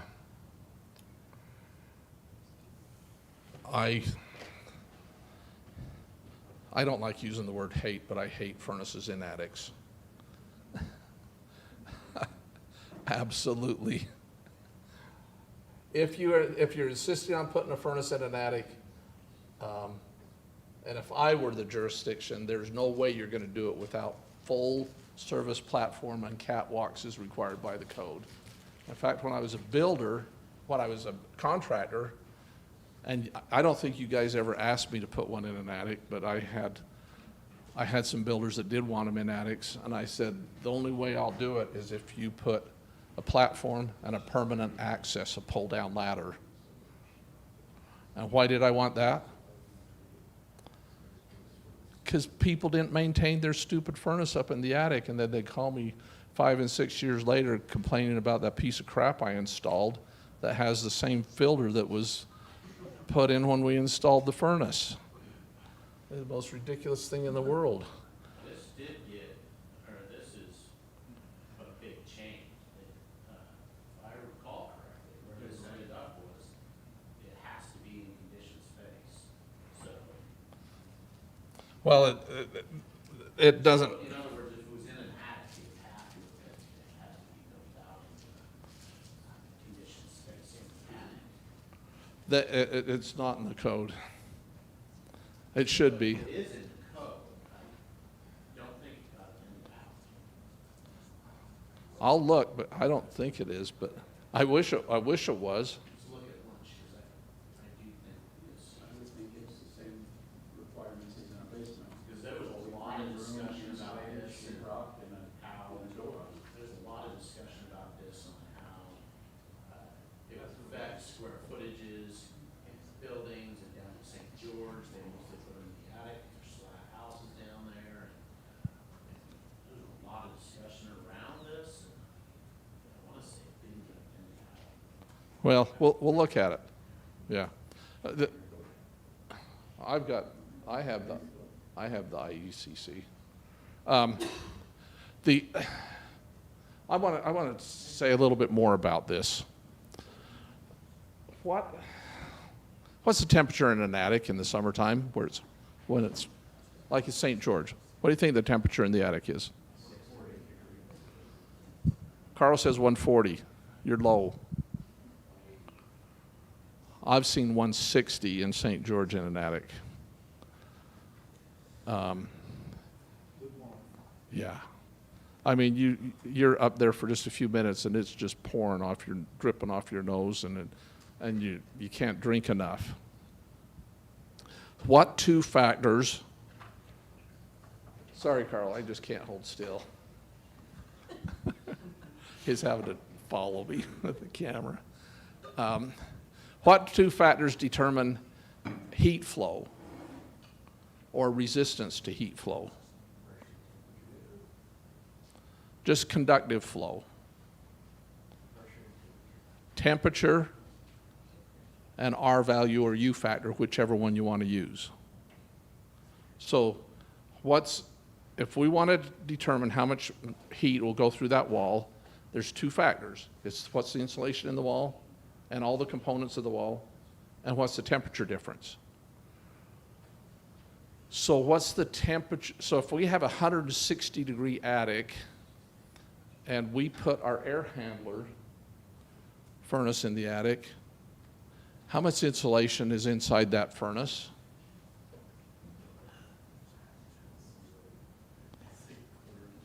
Half inch, 3/4 at best. And metal's conductive. There's no R value to the metal. It's conductive. But then the code says, well, if we're going to put duct up there, we're going to make it have the crappiest R value in the whole code, basically. You don't have to be any more better than R8. Where else do we have something that low? Only time we're any lower is on a refrigerant line can be R3, or a hot water line can be R3. But R8 is not that great of insulation, is it? So we have 160 degrees in the attic. And what's the temperature inside our duct when it's in cooling mode? Hopefully 50, 55 degrees so that we can cool the house. So we have 100 degrees temperature difference, and we're using R8 to stop the flow of heat. Guess what? You build that house in St. George, and this is really crazy. Most of them down there, most jurisdictions require them to suspend the duct above the insulation because they're worried about less attic insulation where the duct is. But they're suspending the duct up above the insulation, and so the whole circumference of the duct is exposed to a 100-degree temperature differential. And so guess what you have? You have 40 to 50% of your cooling capacity going into the attic. Genius, huh? Seriously, you have a $500 bill down there because it's so hot and everything. Half of it you're throwing away because they insist on doing that and all the duct up there too. I mean, it's so ridiculous. It's ridiculous here, but it's even more ridiculous down there. And so the code has actually recognized, and I think I have a few slides in here, that yes, we want to bury the ducts in the insulation, and if it's in a humid climate, then we should spray some foam on it so we don't have condensation. But this is one of the biggest blunders, one of the dumbest things that we do in construction is stick that stuff in unconditioned space. So what can we do? We can condition the attic. We can encapsulate the attic. We can spray foam and whatever on the underside of the roof deck. This is serious stuff. I mean, it's a serious amount of energy that's just being wasted. So I'll preach this till the day I die, is that it's the dumbest place to put equipment. It's the dumbest thing to have ducts up there unless you are truly insulating them. Spray foam all your ducts, do anything and everything you can and bury them in the insulation. That's what you should be doing. And don't allow your HVAC guy to do that explosion in a spaghetti factory and just have it twisted and kinked. And I'm not picking on you guys because I know you guys don't do it that way, but you've seen your competitors do some of that flex stuff that's just horrible, haven't you? Just horrible. Kinked and twisted, and that's a whole other soapbox to jump on. There's been efforts in the code development hearings to outlaw flex duct longer than 6 feet simply because it's installed so poorly. And it's a great product. I think it's a wonderful product. The other thing is if something's up there and needs a platform, needs to be above the insulation, it needs a light, it needs a plug, and you need to have a switch at the access so you can get up there and service it. Have you ever dropped a socket or something when you're working on a furnace in an attic and it fell in the insulation, or a nut driver? And have you ever found it? Yeah. There's a black hole down there that grabs that stuff. And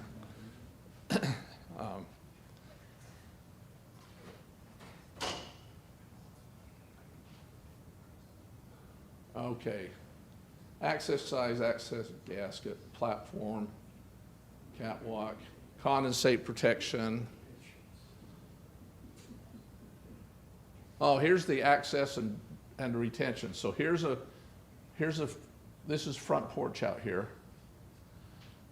And so they put the insulation dam here to prevent that insulation from going over, but they do not do it on this side yet.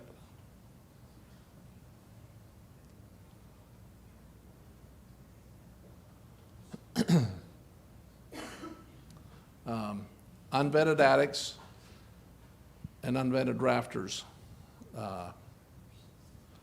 We have an exception that was added to the code. Oh, and this is the one that we talked about, I talked about earlier. So right now, and this is something that gets missed a lot, if you have an unvented attic, and I need to put the picture in here of it, but Brody from Spanish Fork, I think is where he works, sent me a picture of an apartment building that had flat roof, big flat roof. And the code says that if you have an unvented attic, and this was like 2-foot deep trusses, they weren't vented. But if you have this unvented attic space, you need, in our climate zone, R20 air impermeable insulation, either on top of the roof deck or sprayed on the bottom. And then the rest of the insulation can be regular insulation. But the whole point is we're trying to keep, so here you have this roof deck with a 2-foot deep truss and just fiberglass insulation filling it up. What happens with all the moisture that you create in the bathrooms and everything that migrates up through around the can light or whatever, around the top plates and everything, and it gets up into that attic space that's not ventilated? What happens when the moisture hits the underside of the roof deck? Same thing that happens when you go camping in your tent. It's raining inside, isn't it?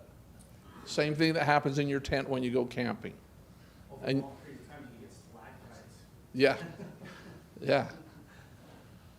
Well, this was a 3-year-old building, and the roof deck, the OSB had rotted underneath the membrane. Should it have a pool in it? I don't know if it did or not. I think, Someone that had a pool in it. yeah, I mean, the moisture can just, but so what the code says is if you have that condition with an unvented attic, you need to have a minimum R20 air impermeable insulation up against the roof deck or on top of the roof deck. And then the balance of the required insulation can be, you can blow the cavity full with fiberglass or whatever. But the whole point is we're trying to create a surface that when that moisture hits that surface, the surface is what? The surface is warm enough that it doesn't condense. And so that's the purpose of the R20. And R25, if you're in climate zone 6 up in Park City. So we want to keep that surface that's warm enough that it doesn't condense, and that's great. This amendment says that you can reduce that R value, and this is the code section, where you expose the rafters with a minimum of R3, provided, and this is the big thing, provided the blower door testing leakage is less than or equal to 2.5 air changes per hour, whole house mechanical ventilation, and all HVAC inside the thermal envelope. So what's this?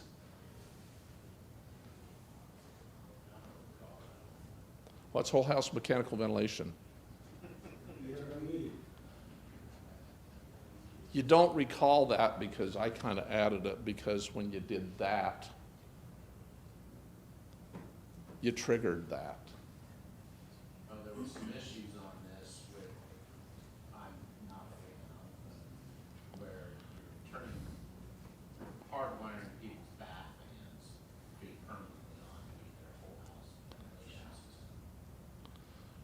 Well, and If you get under 2 air changes per hour, that's when you have something. Yeah. Against wiring the bath fan. I'm going to repeat what he said.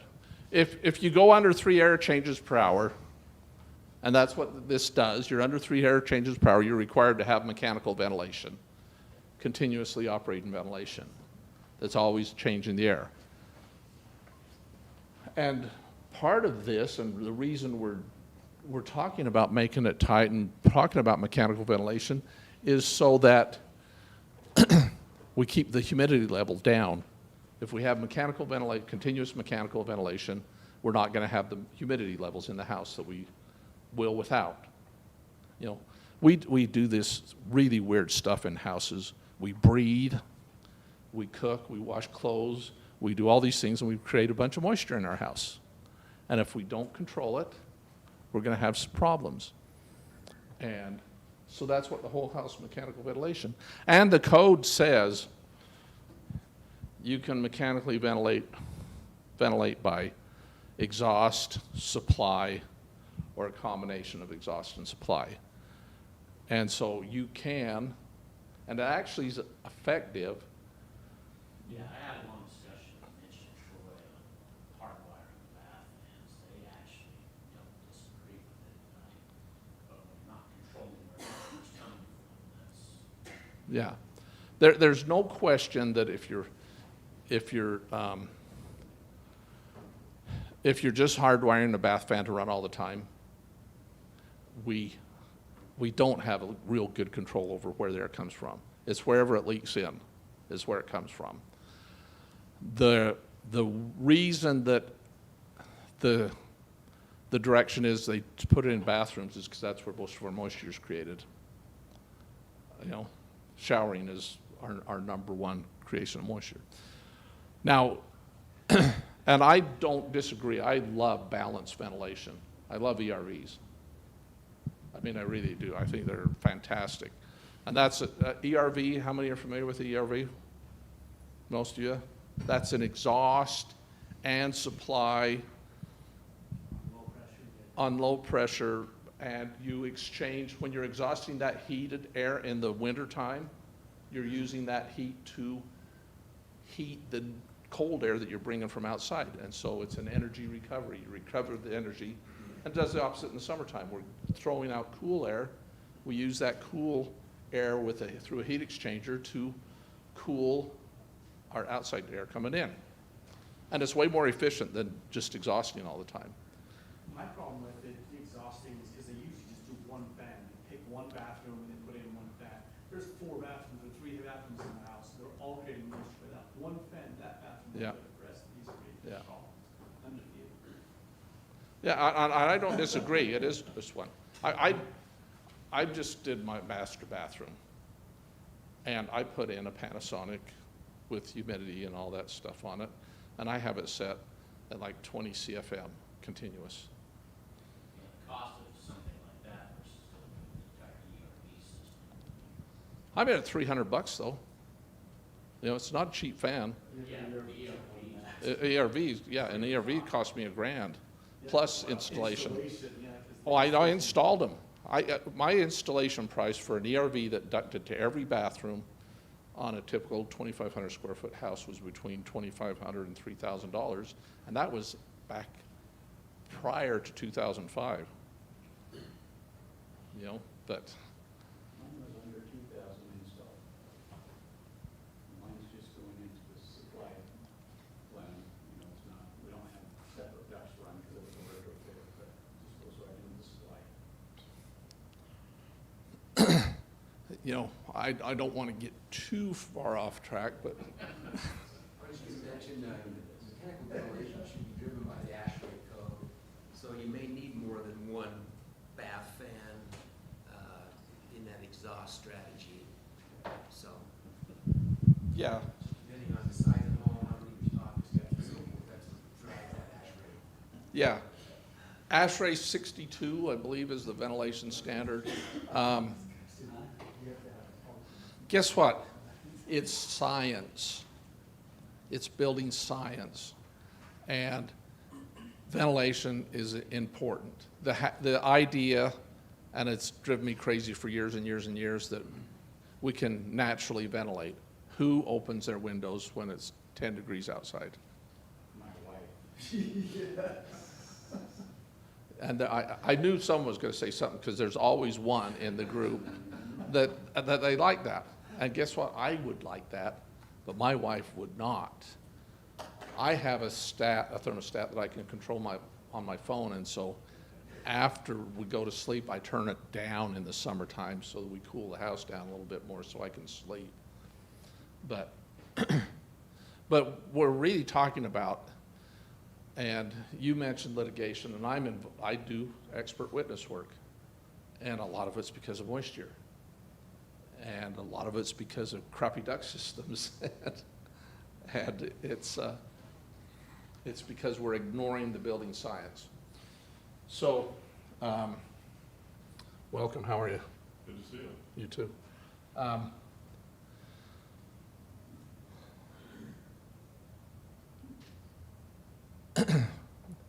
Walls.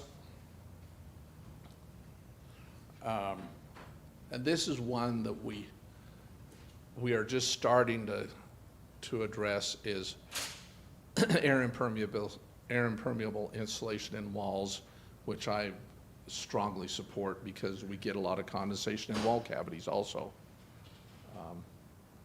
How many are familiar with construction instruction?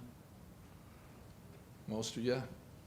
If you are not, write down construction instruction, go to their website, download their app. We're going to have Mark or someone coming next spring. They have all these free resources on their website, videos and everything, and they're showing all the places that moisture will condense. And we have him come in every, when is he coming, Jacqueline? Have you got him scheduled? May or June next year.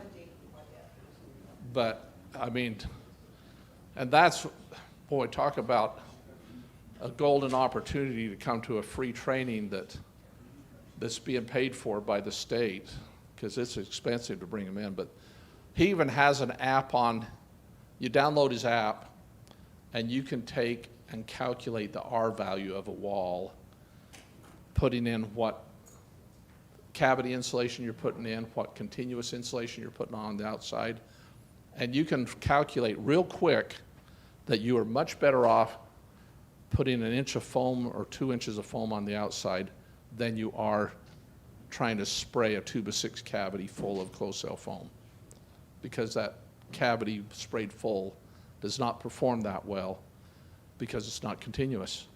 We don't have a continuous insulation. And it's just some great resources. Your wives will think you're weird because you find it fascinating. Mine isn't interested in looking at those calculations or those videos, but I think they're pretty cool.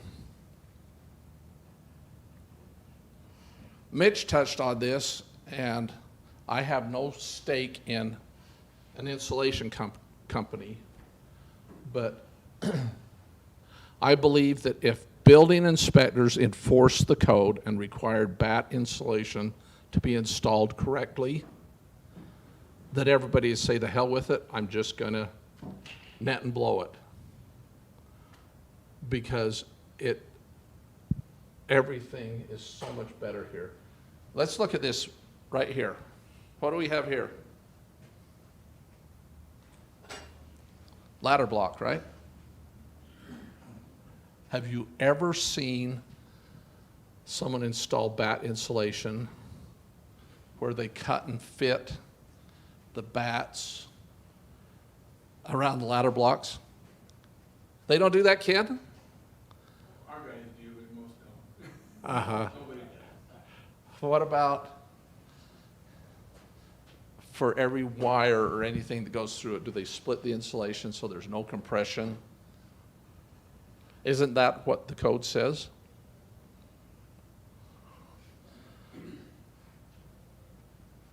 And the little spaces? I mean, I know framers always frame perfectly. There's 14 and a half inches between every stud, so the bats just fit perfect, right? And at the boxes, they cut and fit around the box. No? seriously, if inspectors required it to be installed correctly, everybody just do this. If you had to call back, had to re-inspect insulation 3 times, Ken, would you just say, we're just gonna do the bib system and be done with it? And I don't think it's that much more money. And with high density, you can get like R24 in a 2x6 wall.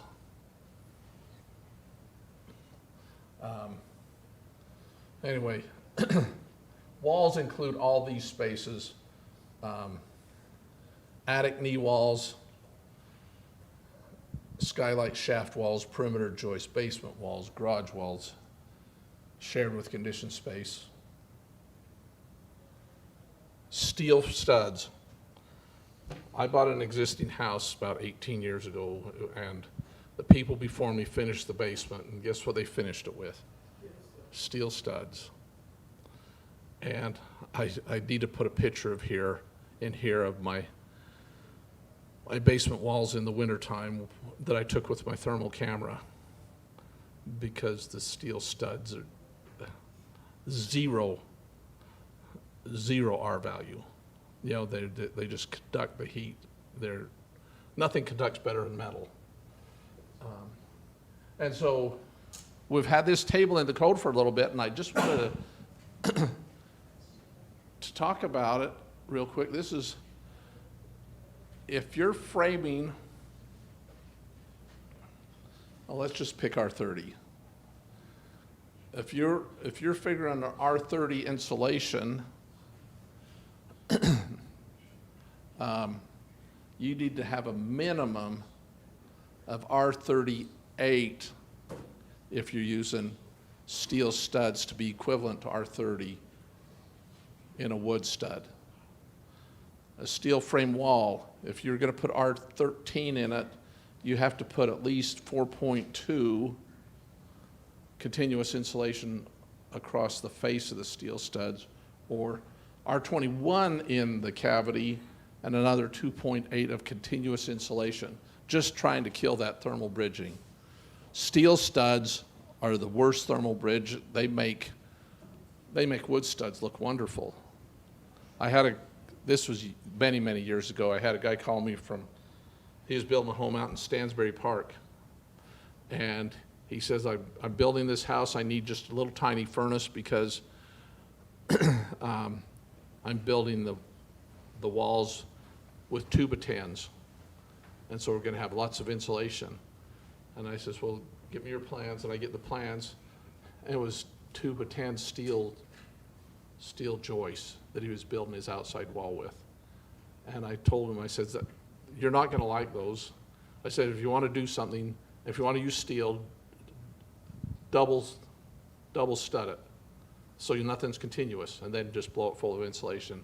He says, no, my engineer buddy told me it's going to work great. And so he did, and he put it in, and I didn't give him that much smaller furnace because the metal studs. And then he called me that winter and he says, so do you have any suggestions on what I do with the frost stripes that are on the inside of my walls? Because what's going to be the temperature of the face of the steel stud that has drywall screwed to it? The only insulation it has is the sheathing on the outside. So if it was 20 degrees, it was probably 30 degrees on the back side of the sheetrock in that area. So it's just science. Metal studs, sure, they're straight and everything else, and when lumber costs you $10 for a 2x4, maybe it's a lot cheaper, but they suck the heat out of your building, or they suck it into your building in the summertime. What's a below-grade wall? Code defines a below-grade wall, one that's 50%, more than 50% below grade.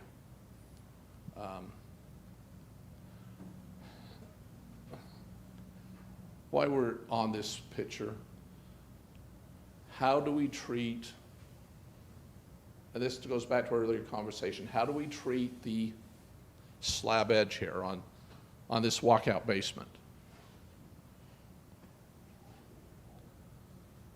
That's where we do our perimeter insulation. This is slab on grade, and we consider it slab on grade until we're at least till we hit the point that we're 2 feet below grade. Then from that point on, we call it a basement floor. So if this, as built, this should have perimeter slab insulation, thermal break, at least around those corners till we're at least 2 feet below grade. And then we can treat the rest of it as a basement floor slab. Big deal. This is going to be cold.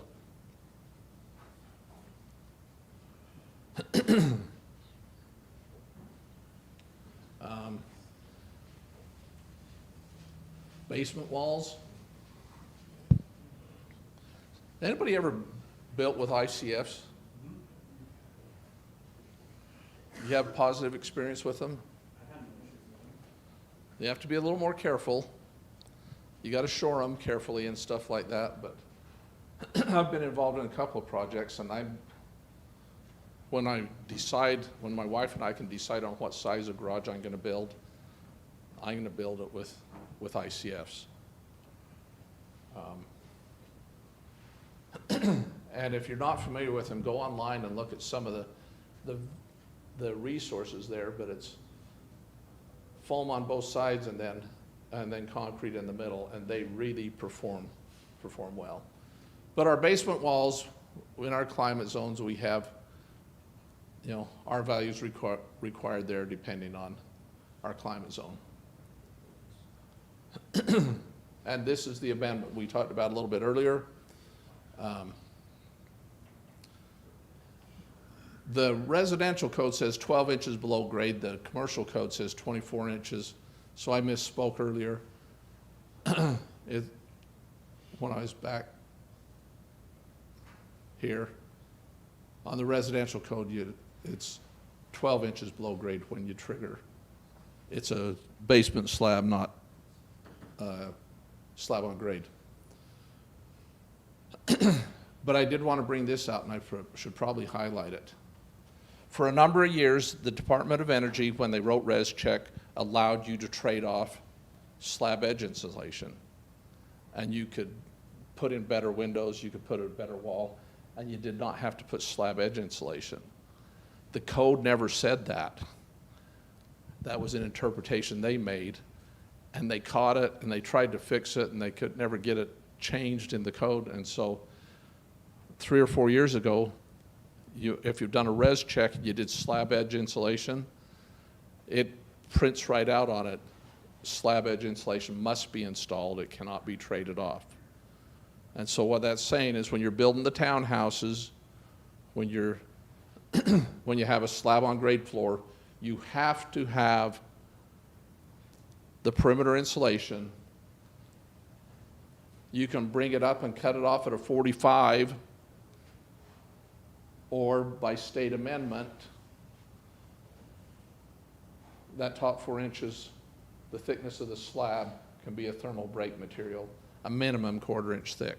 It doesn't define what the thermal break material is, but something like expansion or something would qualify. So, and here's the challenge, and I admit it's a challenge, in fact. Okay, so this is what the code does allow you to do.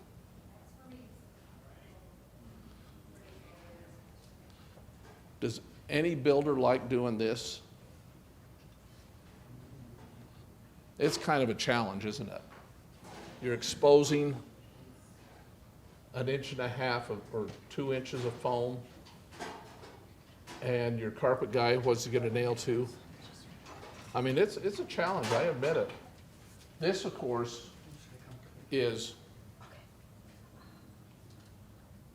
actually the best way to do it, but it's a challenge on how do you protect it? Do you put a parge coating on it or whatever? But that one works the best, I think. When it says 24 inches deep, you can come down 24 inches or come down and in 24 inches. If you're in climate zone 6, then it's down 4 feet. And if the slab is heated, you have to add an extra R5. And so in our climate zone, it's R10 to start with. If you heat the slab, then it needs to be R15. Why? Because your slab's warmer, you're going to have greater temperature difference, and we don't want to lose the heat, as much heat. I have seen people do put a piece of 2x4, 2x6, and cast it in the pressure treated and cast it in the stem wall.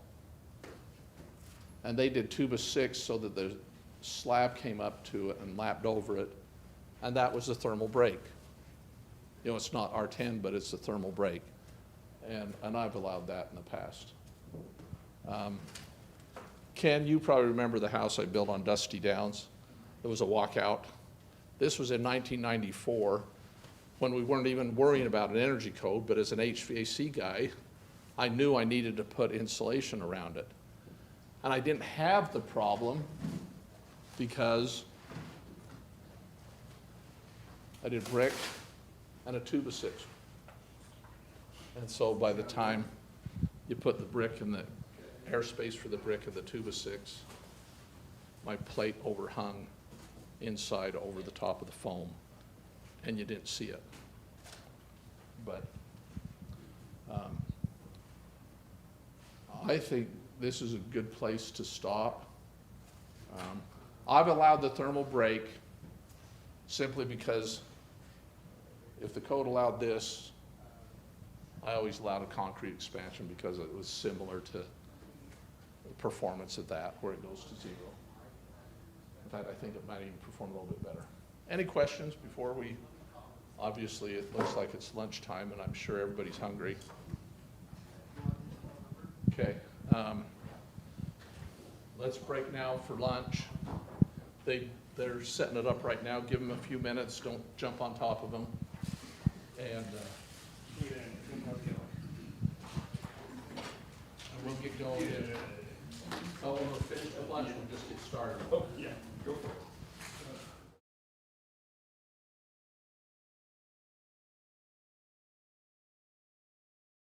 Here in a little bit.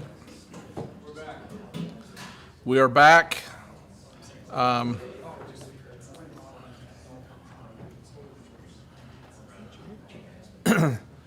If lunch put you in a food coma, and your neighbor starts snoring, just poke him and wake him up. I think we'll get through okay.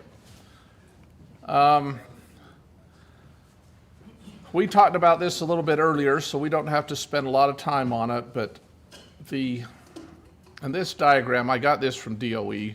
You don't need insulation on the ground, but we need to have a vapor barrier that is 100% vapor tight. Otherwise, it's not going to work. And we are going to have problems right here, and you're going to have problems up above, like you mentioned on the wood floors. And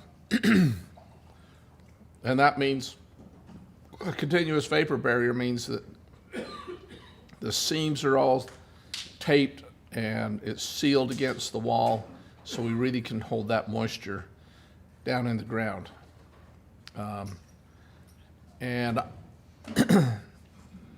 I don't need to read through all this. I think most of you know what the code is. If you have a vented crawl space, you need 1 square foot for each 150 square feet of crawl space area. You need to provide it so it's cross flows, and ducts in the crawl space need R8 insulation. If it's unvented, the vapor barrier, the wall's insulated and it's basically the same as a basement wall, and it must extend from the top of the wall to the footing and mechanically ventilated.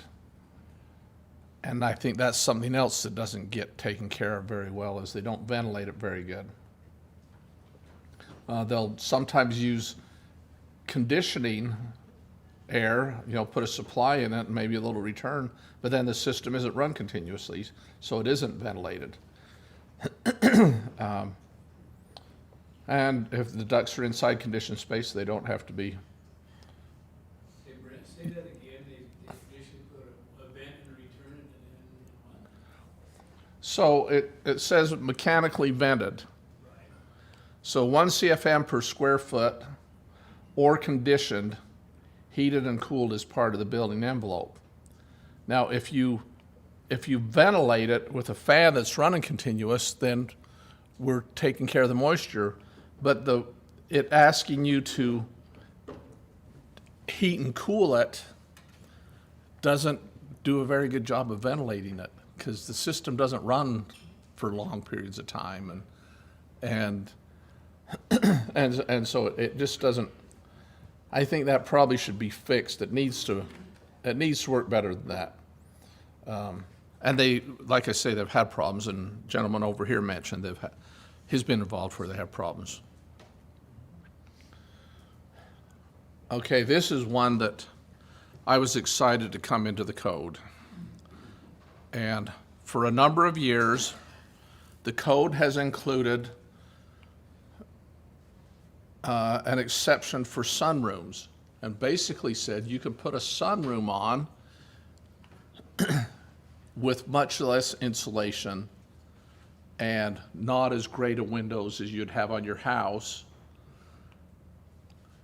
or U factors on your skylight, reduced requirements if the sunroom is isolated from the house. So this wall has to be a code compliant wall, and we're treating the sunroom as a separate space. It's not going to be heated as much, maybe you're just use it in the spring and fall and stuff like that. And it recognizes that people want sunrooms, but they're not going to be heated to 72 or 74, whatever, all the time. If you put a permanent opening, like you take out the patio door, then you have to treat the sunroom like any other part of the house, because it's open, it's part of the house, and it has to fully comply with the code. Well, I've thought all along that we probably ought to have an exception for garages too. And the 21 code does give us an exception for a garage, and it lumps a garage in the same type of thing. It's isolated from the house. We still have that wall between the garage and the house, fully insulated. We might not heat our garage all the time, or if we heat it all the time, we heat it to a lower temperature. I have heat in my garage. I've always had heat in my garage, but I set it at 40. And then, so it doesn't freeze, but then if I want to warm it up and work out there, I can warm it up.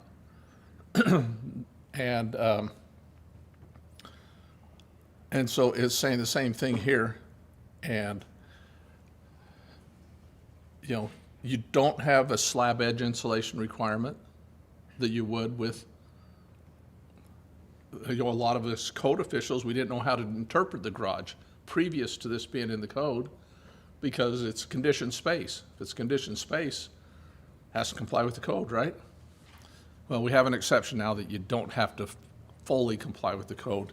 You can have less wall insulation, less attic insulation, and poorer performing door and skylight and stuff. When it says fenestration, what does that mean? Windows. What's ever filling a hole in the wall. So the garage door is actually fenestration. The window, is fenestration. If you have a man door going outside, that's fenestration. So,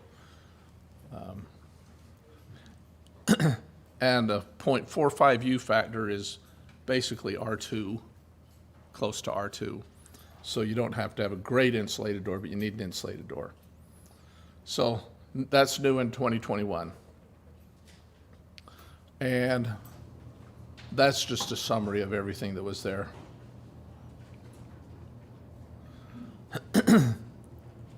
Air leakage, Mitch touched on this, but I'll mention here how the 21 code did add electrical and communication outlet boxes have to be gasketed and everything for wires and where the drywall butts up against them. and that was deleted by amendment.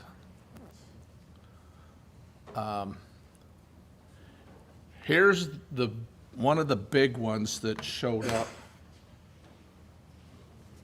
And if I could find it real quick, I think I can.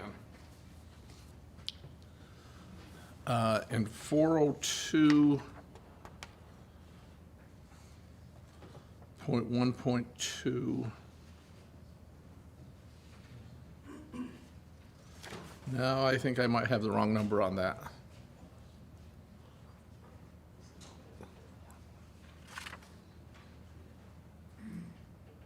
.4.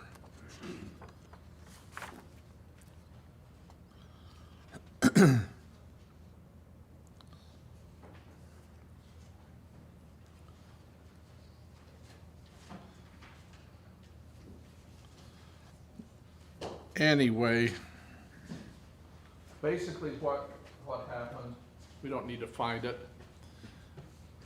The previous code said you either blower door test or you use that inspection checklist. That we have this inspection checklist in here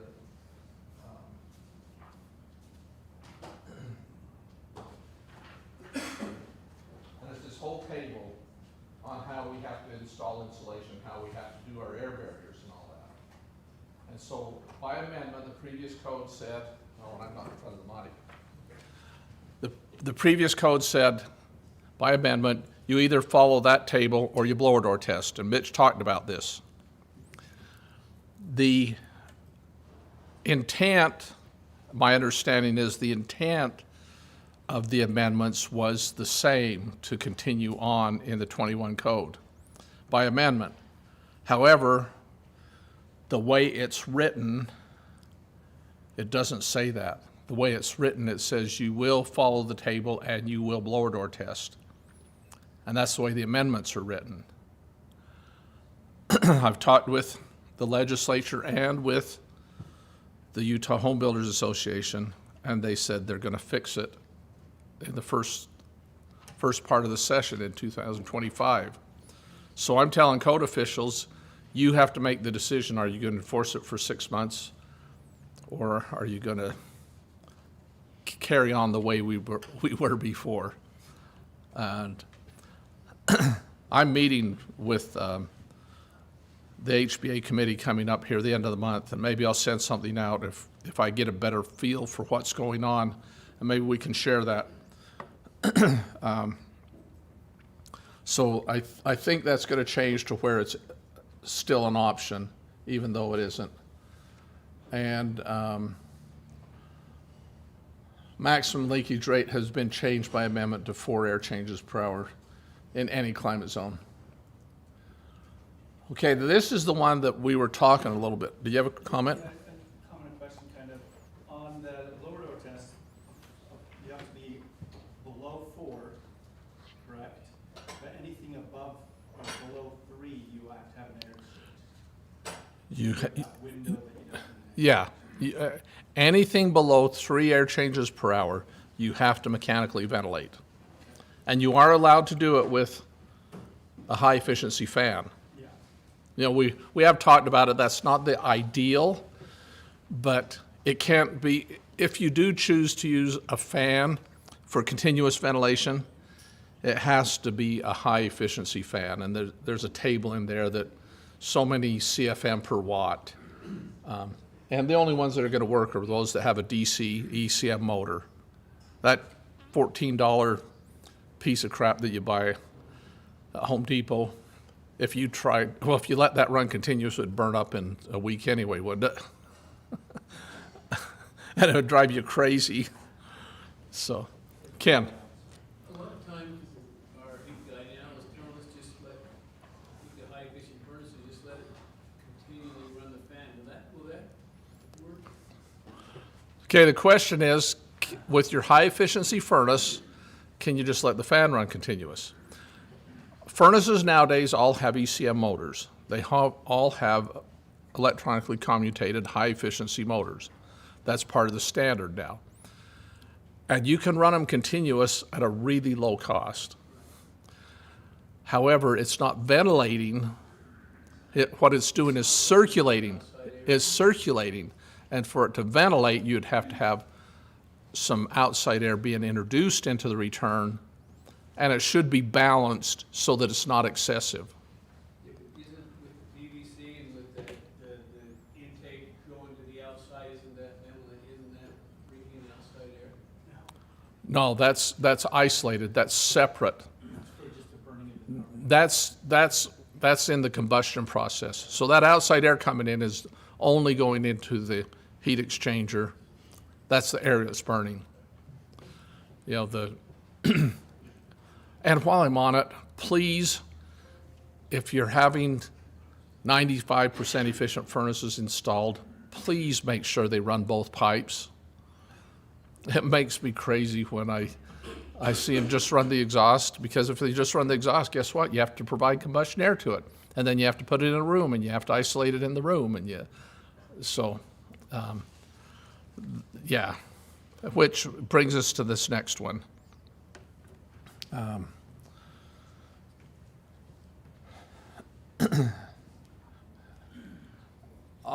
going to, and some of you won't like this statement, but open hearth wood-burning fireplaces are nothing but wood-powered exhaust fans. And I see a lot of heads nodding yes, because they suck so much air out of your house. 300 CFM? Yeah. My first home, we bought it in late 75, early 76. And it was out, well, Ken knows where it is.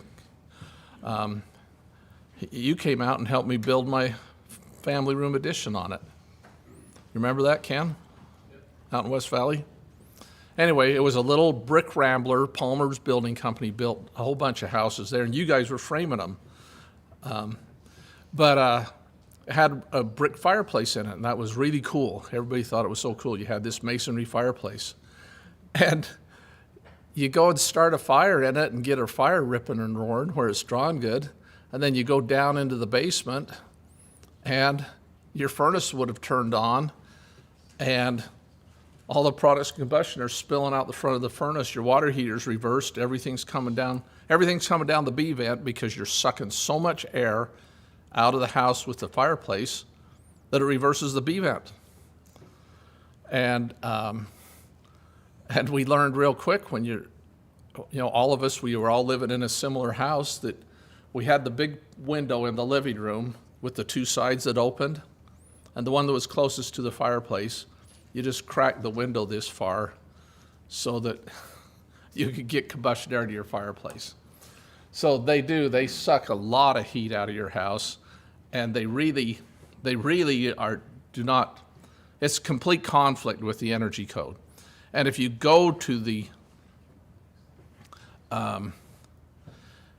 energy code, and it tells you that wood burning fireplaces need tight fitting, flue dampers, doors, and outdoor combustion air, listed and labeled doors. And if you go to chapter 10, I think it is, in the IRC, it tells you that wood burning fireplaces are not allowed to take the room negative. How do you have a fireplace that doesn't take a room negative? You have to have a door on it with combustion air provided to the fireplace. So I know my friends up in Summit County, all these people with billions of dollars, they want a fireplace, and they're going to get one, but they really don't belong in these super insulated tight houses. They just don't work. So rooms containing fuel burning appliances, and this is one we talked about a little bit earlier, and myself and Wendy Johnson, that used to be at Midway, and some other friends across the country, we put this in the code 6 or 7 years ago. Where open combustion air ducts serve open combustion for fuel burning appliances, the open duct and the appliance shall be enclosed and sealed in an insulated room, isolated from inside the thermal envelope.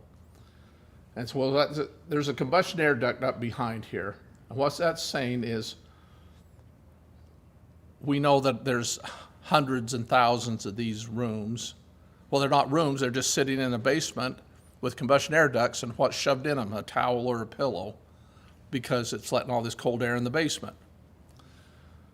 Code is saying that if you have an open combustion furnace, open combustion water heater, and combustion air coming in, you have to build a room around it and isolate it. And what it does, and I didn't put this in here, I don't think, but what it does say is, so we had some clarity on this. As far as the attic room.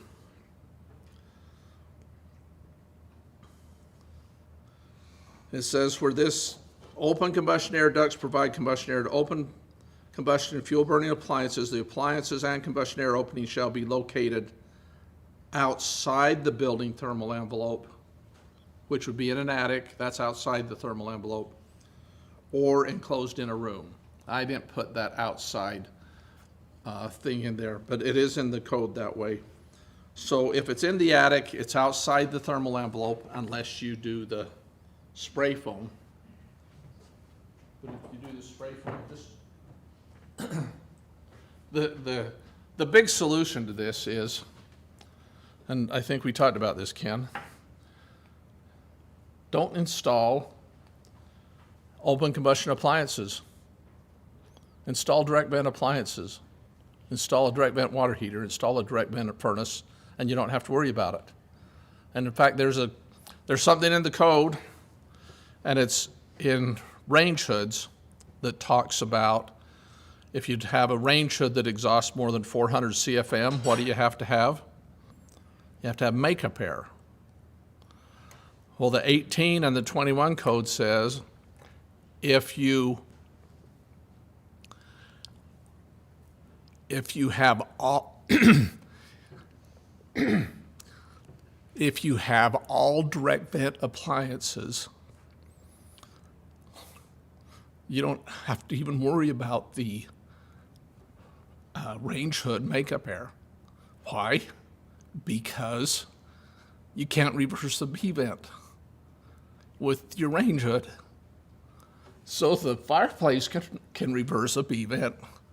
A 1200 CFM range hood will reverse a B vent too. And that's the whole reason they put the makeup air thing in for large range hoods, is so you didn't reverse your B vent. If you don't have a B vent, you're not going to be able to reverse it. If you have direct vent appliances, they're sealed. You can't draw the product's combustion into your house. So when we wrote this, we put this right down here. And our intent was, let's just put direct vent appliances in. I like what you just said, but so the makeup air requirement has nothing to do with air infiltration costing you energy. Is it truly related to the downdraft problem of open vent, the basement having open vent, whatever you call it, open combustion stuff? Yeah, the comment was basically was that makeup air requirement in there because of efficiency, or was it in there because of safety? Is that what you're saying? So, yeah, I may be searching how to read that. So I'm aware of a project in an older Avenues home where they want to put in a powerful range hood vent. But you're telling me if the heating system and water heating system in the basement are sealed combustion, they wouldn't have to have a makeup air hole in the wall? Yes. So the way the code reads, and I don't agree with it necessarily, the way the code reads, and this came out in 18, and someone said, well, the reason, at the code hearing, someone said, the reason we had that in there because it would reverse a B vent and it was unsafe condition. And that's why we put it in the code. And so when they decided that if it's direct vent, we're not going to worry about it. But your range hood's not going to work. If it's a 1200 CFM range hood and you don't have makeup air, guess what? Your range hood's not going to work. It's not going to work. So that's an imperfection in the code, and you bring up an excellent point. But But an old leaky house, you'll leak enough. yeah, Yeah. that'll be interesting too. Yeah,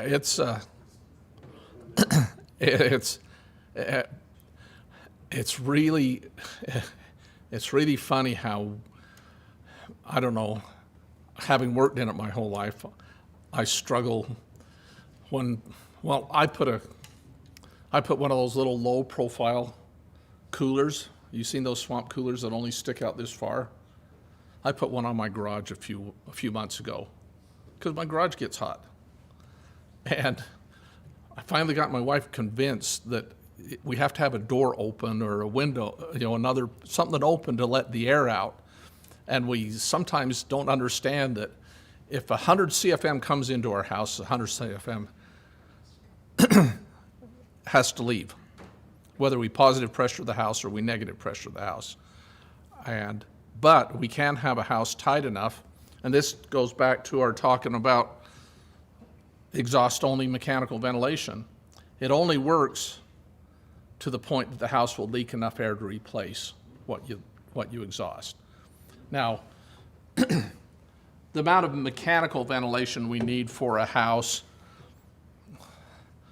is usually someplace between 30 and 90 CFM total, unless it's a really big house, it's so much per bedroom and stuff like that.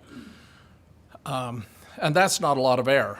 And for you to not leak 50 or 60 or 70 CFM, you would have to have a really tight house. But you can build a house that approaches that.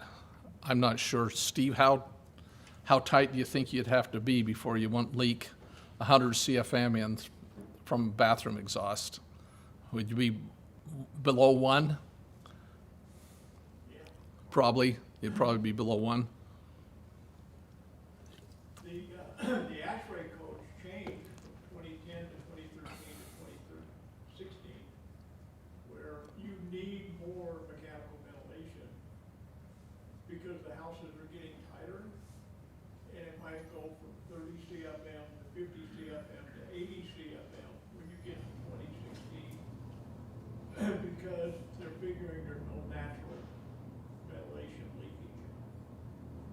So what you're saying is ASHRAE has increased the amount of ventilation air required because it's assumed that the house is tighter, and so we're not getting a little bit of leakage to take care of some of it. We need to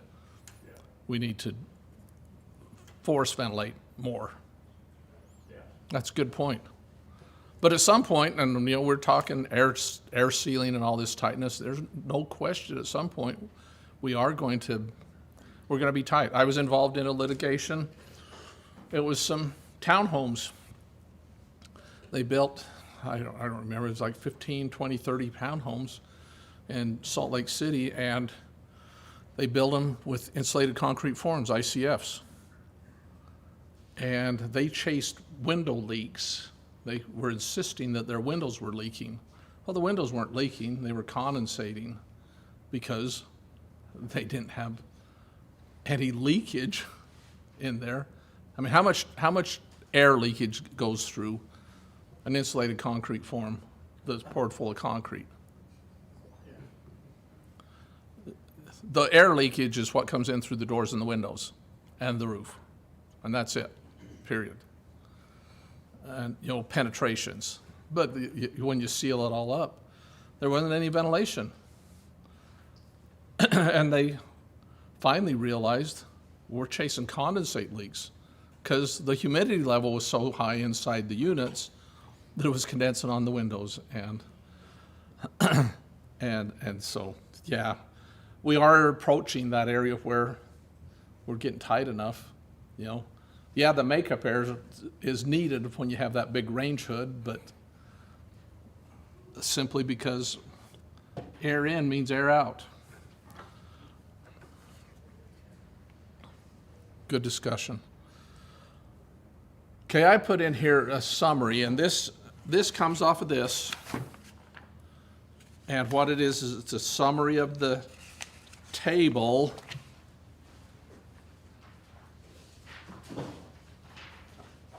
that I pointed out in the book. And I just want to touch real quick on some of these. These are all in the code. Insulation and air barriers installed in accordance with the manufacturer's instructions. If you go to the manufacturer's instructions for CertainTeed or Owens Corning or whatever it is, they're going to tell you the bad insulation is supposed to be cut and fit around everything. That's installation instructions, so that's what you're supposed to do. And if you're a builder, that's the way it should be installed. And if you're an inspector, that's what you should be looking for when you inspect. Air permeable insulation should not be used for air sealing. Closed cell foam is the only insulation that serves as an air barrier. Continuous air barrier installed at the building thermal envelope. That means we have to have a continuous air barrier and not have all the leakage points that Mitch was talking about. Breaks and joints sealed. Drop ceiling, soffits, shafts, and chase shall be capped with an air barrier lid and sealed. I need to put a slide in here that represents what I'm talking about. You build a house and, well, example, my house I'm in now, I just remodeled the master bath, and they had dropped the ceiling in the shower. You know, so it just went up 7 feet, and then they had a solid surface all the way around in the shower. When I tore it apart, and then there was a dead space behind it. You know, it was like this, all the attic insulation had fallen down in. Other places, you drop a closet or something like that, and the insulation all falls down in there. When you have these, you go from a scissor truss to a flat truss. You know, you have your little wall that's there. But more often, what I'm talking about is where you have drops. And they end up being built to where they come in and they insulate around this little 1 foot space above the ceiling drop. You put fire blocking in right, and then you guys insulate, so then you come in and blow insulation. What the code's saying is, and it doesn't say this, but this is the implication, let's not be stupid. Let's just put a lid in on the bottom of the trusses. We don't worry about trying to insulate these little drop-down pieces around all those. Put a lid in it, and then just blow insulation all the way across everything. And seal the lid, caulk the lid around the perimeter of the lid. And so that's what we're talking about with our drop ceiling, soffit shafts, chase and everything, capped with an air barrier lid and sealed. You know, how many little dead spots, little triangle dead spot, end up being buried in a home, you know, because they want to have a 45 at the doors, the bedroom doors at the end of a hall, and you have a little funky dead spot. Put a lid in it so we don't have the insulation falling down it, and we have a nice uniform thermal barrier across the top where the insulation's blown. When you have these little short knee wall things, what happens anyway? You crawl into the attics, and what's happened? The insulation's fallen out. The insulation is not enclosed with an air barrier on all 6 sides. And Mitch talked about that a little bit. If you have a step from flat ceiling to scissor trusses, that vertical wall at that transition needs an air barrier on both sides. You got the drywall on one side, you need an air barrier on the other side. So it's a lot of little simple things, but they actually make the house go together better. Walls framed to allow insulation in the corners. Wall insulation enclosed on 6 sides, that's what I just talked about.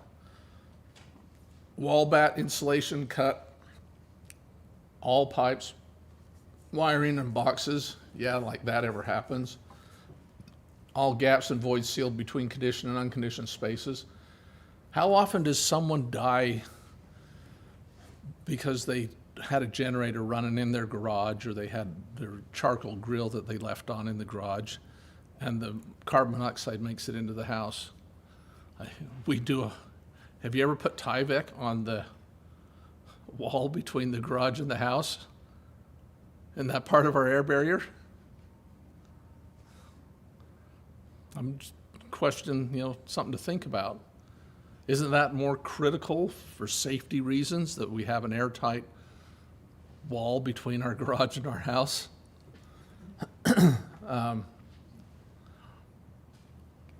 Rim joists I already talked about. Floor insulation needs to either be in contact with the sheathing above or a lid below. Air barriers underside of cantilevers. The house we're in now, it was an existing house. We bought it, moved in August. The first cold day in October, whatever, I walked downstairs, walked across the hardwood floor in the family room, and it was cold on my feet, really cold. There's a bay window there that has what on the underside of that bay window? Some aluminum soffit in J metal that's not anywhere near airtight, and then some insulation shoved up in there. Well, we had a cold wind blasting up against the side of the house. It was all going up in and right across the floor. And it was because there's no air barrier on the other side of that overhang. It's a simple little thing, but it makes a huge difference. And Mitch talked about that. You remember him with the fog? It's a huge source of air leakage.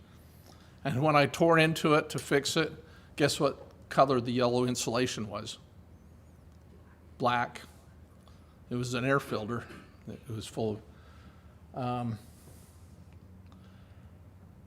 Mitch talked about the recessed can lights. Air barrier behind electrical boxes or closed cell foam. That was amended with the gasketed boxes. Exterior walls adjacent to fireplaces. Mitch talked about that one too. So what it basically boils down to is we have a bunch of little things that really don't take that much effort. And if you're a general contractor and you paid someone to insulate it, or paid someone to install an air barrier, just expect them to do it right and do it complete.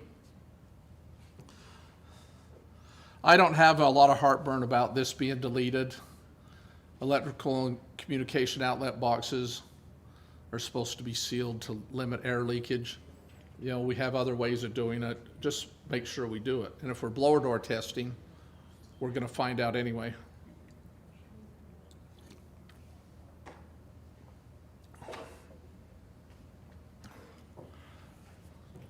You might not be familiar with this, but there's a lot of requirements in Section 403, and there's control requirements, heat pump requirements, outdoor, boiler temperature reset, and stuff that I really don't want to go that far into, but I do want to touch on a couple.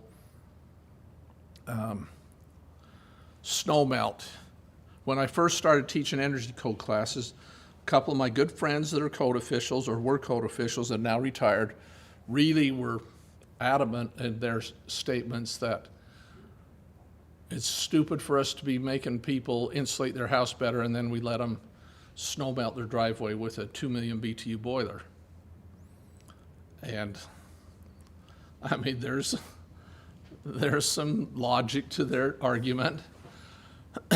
And they have addressed that in the code to the point that you cannot put in a snow melt system anymore unless you put a control on it that prevents the system from operating unless there's moisture, freezing temperatures, and a slab that's colder than freezing. So you have to have and it's not a cheap control, but you have to have a control that prevents it from running if you don't have to have it. And and that's a good thing. There is some energy consumption for on pools and spas that they've addressed with controls and timers and such.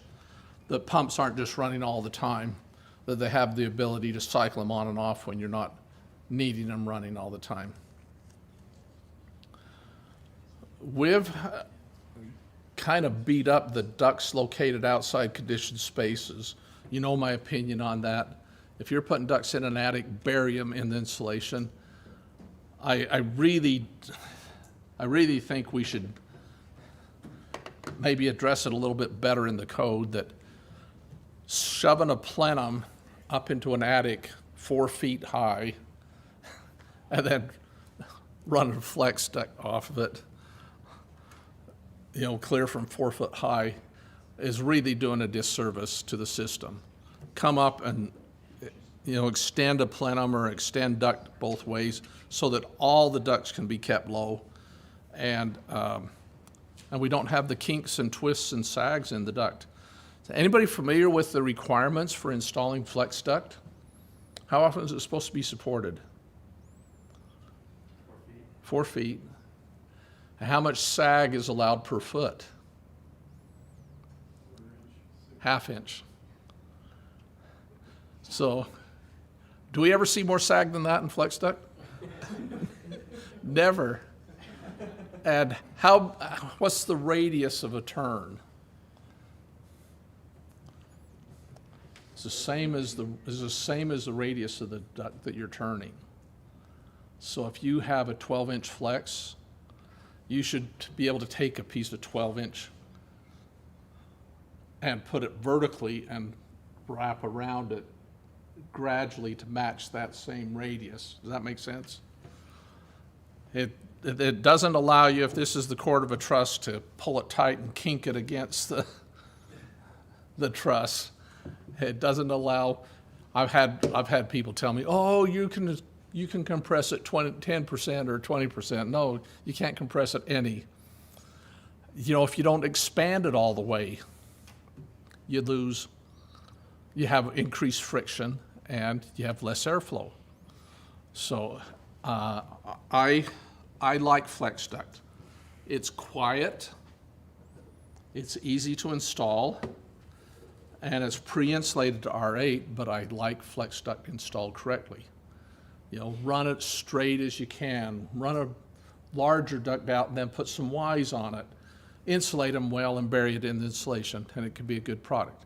And size it bigger, because you're going to have more friction through a flex duct than you are a metal duct. That's just the facts.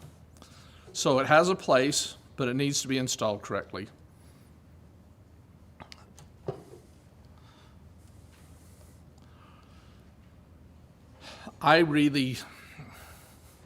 It's in the code, and I'm not going to have a heartburn over it, but you're supposed to have a programmable thermostat. And they tell you even what it's supposed to be set at initially. I never worried too much about it. I use my programmable thermostat for comfort more than I do for energy savings, because there's no wisdom in turning my air conditioner off during the day when I'm not home and then coming home and turning it on and trying to catch up, because it doesn't save you any money.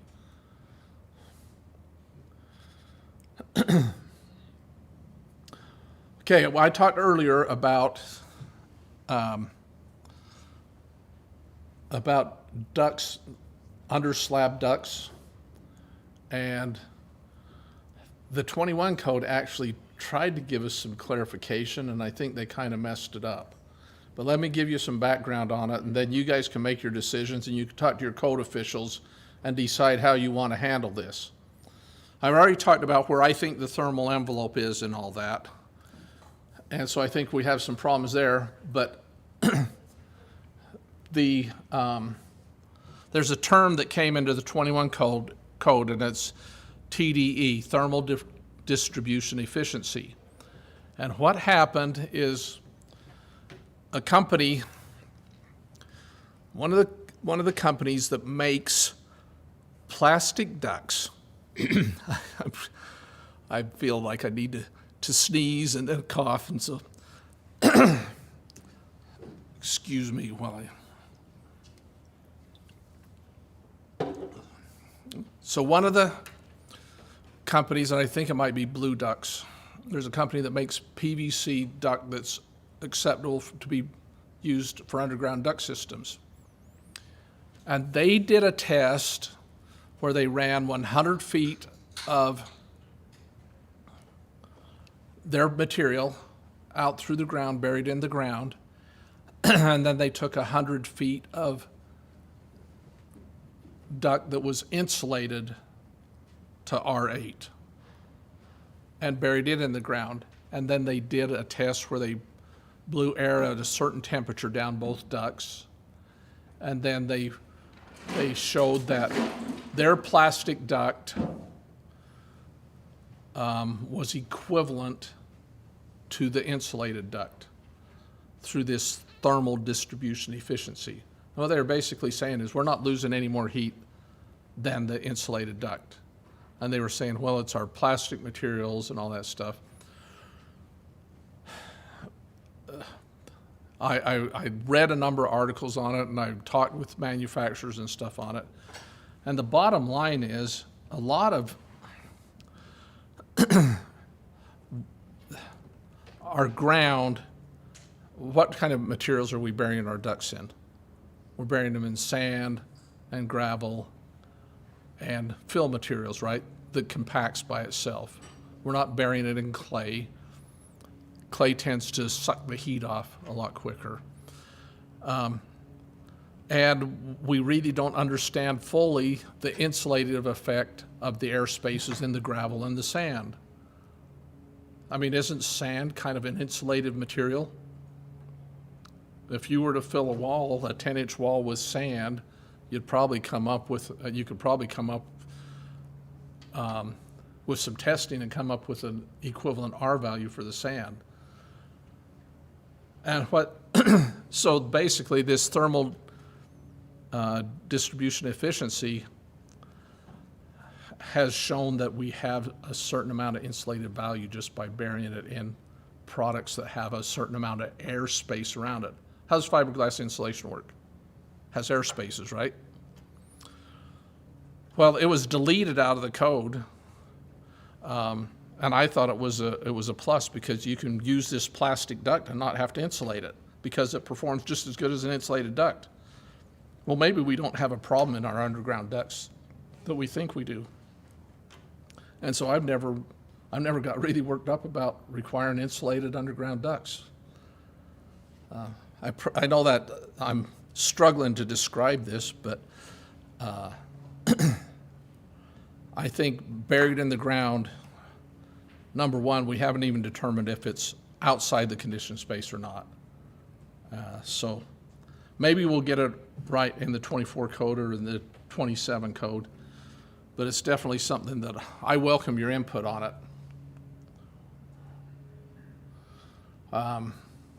This is again copied off of this thing.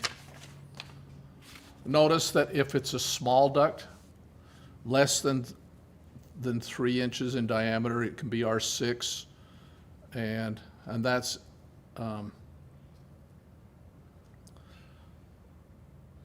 it should say for attics, R8 in attics and R6 in crawl spaces, but they've had an exception in there. R8 can go down to R6 if it's less than 3 inch, and if R6 is the requirement, you can go down to R4.2 if less than 3 inch. And that comes about because of the high velocity systems with those little flex, 3 inch, 2.5 inch flex ducts. They are not, they're not as thick insulation, and they're easier to get buried in the insulation.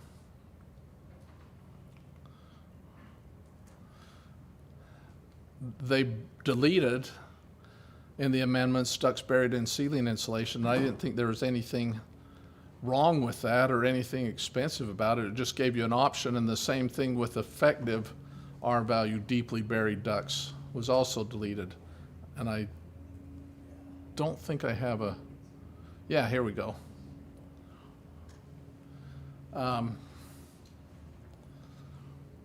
Duct testing, Mitch already talked about. Okay.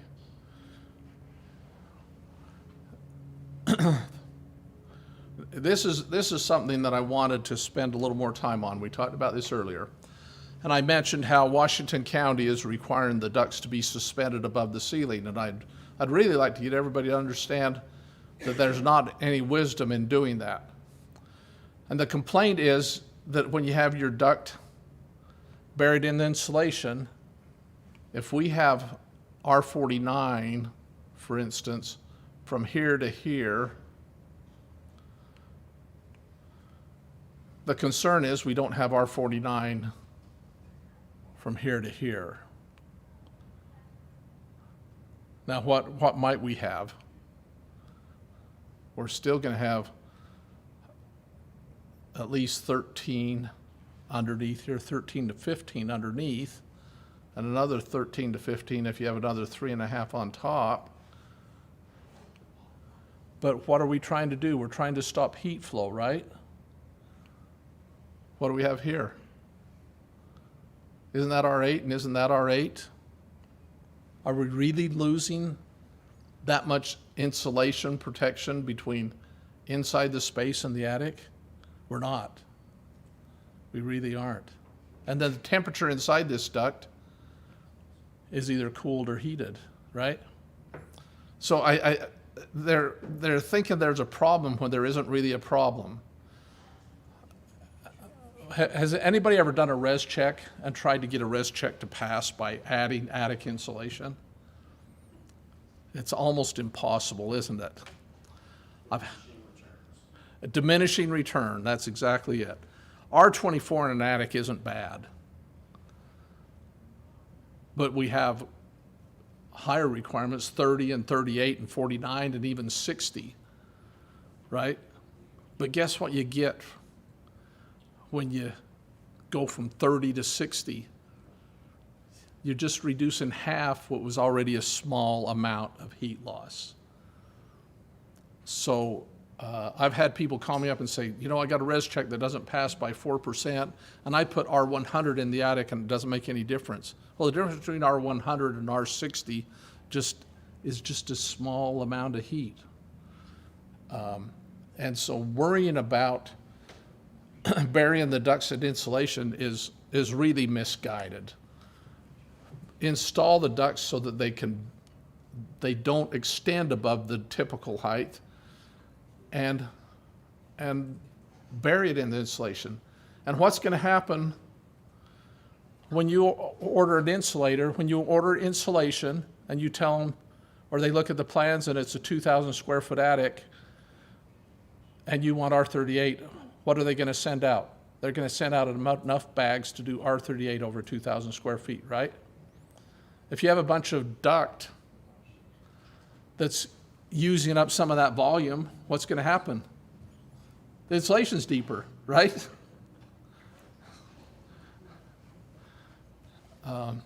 And if you have one sticking up a little bit, have them blow some more over the top. Anyway. The pushback I know you got from the home builders on this was mostly custom homes and homes with very complicated roofs, because you have duct work that is going not just horizontal, but vertical. And if you had to bury the duct work completely, you'd have like 8 feet of insulation to cover steel. Yeah. Well, I understand that, but, you know, this wasn't even mandated. It's more if you want to bury your ducts, if you do this,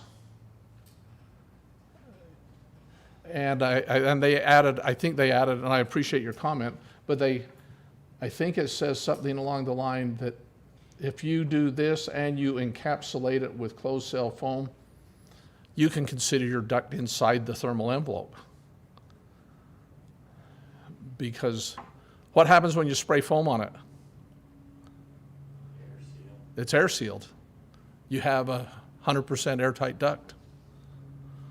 I'm going to talk with them about that and see what their opposition was, because I think this is a great thing, and you know this. They even took us out on some site visits to show us like the complexity of trying to bury it in some of the roof designs. Yeah. Oh, I know I installed some of those jobs. They can be really complicated. They can be brutal. But, and I appreciate that input. That helps me understand the concerns. Anyway, this is a common sense thing. I'm hoping that we can get the Climate Zone 3 people to understand how much they can reduce utility costs for people if they can improve it. That's actually another good point, drag things out, but yeah, St. George with all the flat roofs, they were out saying they'd either have to fur things down or push the flat roofs into 24-inch trusses and all these other. Yeah. So you did get pushback there too. Yeah. Okay, well, I appreciate that, and that helps me understand where they're coming from. It would have been great if I had attended some of that stuff, and that was the period of time I had no contract, and I was doing a lot for free already. Anybody familiar with something like this? Carl, how close are we on the mic? Yeah, if I could, because I want to walk over to that screen. Okay, this is bonus rooms over garages. How do you insulate those ducts? Or do we just have them come in with their bats? And how are they going to do it with bats? They're going to fit a bat in here, right? And in there, and in there. Thanks. And this is actually, if I said the builder's name, you would know him. You'd know who they are. And they had a lot of complaints about their bonus rooms above the garages. And most of what they were doing, and the inspectors were okay with it, is they come in and they put a bat here, here. They put a bat on the side of the duct and then put a bat underneath it, and we were saying, oh, it's in the insulated, it's in the conditioned space if we do that. But they weren't always getting it. They weren't insulating behind this space of the fur down, right? You're insulating here, but are you putting some insulation back here? What about here, above the 2x6? Are you insulating there? Is the solution make sure they just insulate all the ductwork first and then do the best you can to insulate that floor ceiling assembly? I don't think, in my opinion, there's no way you can insulate that properly with bad insulation. I just don't think, you could be the most fastidious person trying to cut and fit that, and it's still gonna suck. And you're gonna have spots around the perimeter that aren't insulated well. You're gonna have air spaces that air can move around in. And what happens when you have air moving around in open spaces? It moves through the insulation and basically eliminates the effective R value of the insulation. Guess what they did that really, really solves the problem?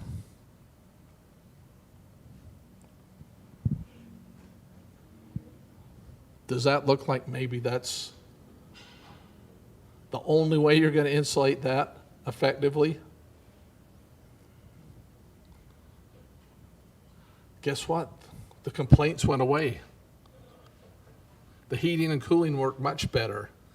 You got warmer air in the winter and cooler air in the summer. Everything works so much better when they start doing that.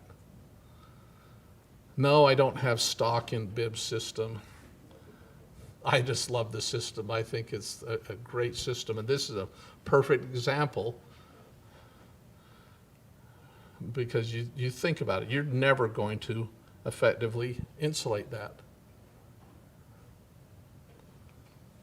unless you do that and then just blow it full. The ducts are completely encapsulated, eliminate all the air spaces, maintain required level of floor insulation, and if it's installed right, it's going to work, and the bats simply will not work. Okay, I have to talk about this stuff.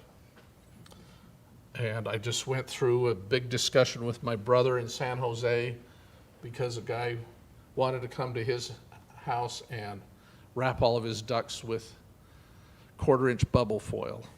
Anybody ever seen this? I guarantee you've seen it. What's the R value of a 1/4-inch bubble foil?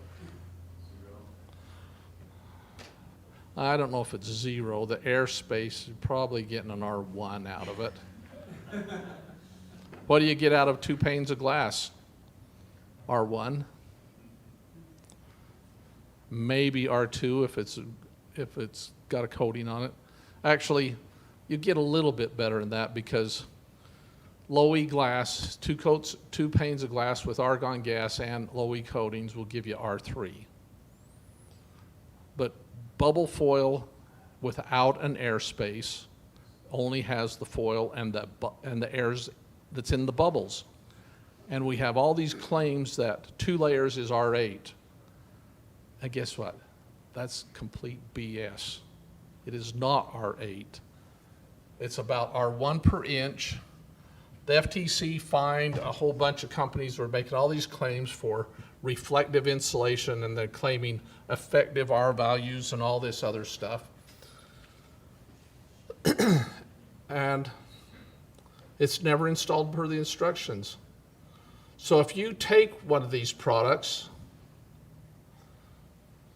and I'm talking the 1/4-inch thick stuff, not they make some products that are like 1 inch thick. They call super bubble and stuff like that, and we'll talk about that in a second. But if you want to get R8, you have to have 2 3/4-inch air spaces where you can realize the benefit, the reflective nature of the foil coating on that. And this is the manufacturer's instructions. You have to put a spacer on your duct on all 4 corners, and then you put a layer of that around it, and you seal and tape all the edges and all the seams. So it's airtight. Because if you don't have that, how effective is a double pane window if one of the panes is broken? You get the cold air into it, and, or the hot air, whatever it is in the attic, and it's 0 effectiveness because it's communicating. So you put a layer on and you tape it and seal it so you have a sealed 3/4-inch airspace. Then you put on another set of spacers and put a second layer, and you seal and tape everything. And then you get R8. Have you ever seen anybody do that? No. And they claim that if you just do the 1 layer, it's R6. And so I've seen hundreds of times wrap 2 layers on it, wrap it kind of loose so maybe there's some air in between there, but don't seal it, don't tape it, and claim R8. And it's not. Sorry, it's not. So there's a Big 8, that's one of the brands, and it's like 1-inch thick bubbles, and they require an airspace and then taped and sealed, and that you will get R8. And it says right on it, R8 with sealed airspace. So I know it's cheaper and it's supposedly easier, but notice what they said, all seams and joints sealed with their EcoFoil HVAC tape specially formulated to adhere to EcoFoil duct insulation. And it's sad, but there's millions and millions of square feet that has virtually no R value installed on ducts. There's a flex duct shortage, and I've got some pictures of guys slapping this stuff around 6-inch round pipe, and they just were taping it every 4 feet, and it's wide open, flapping in the attic, and it's just sad because it's really adds to your utility expense. Duct leakage, Mitch talked about this one and already explained it, so I'm going to skip forward. Don't get too upset, but we're going to get out of here long before 4 o'clock. Is that okay?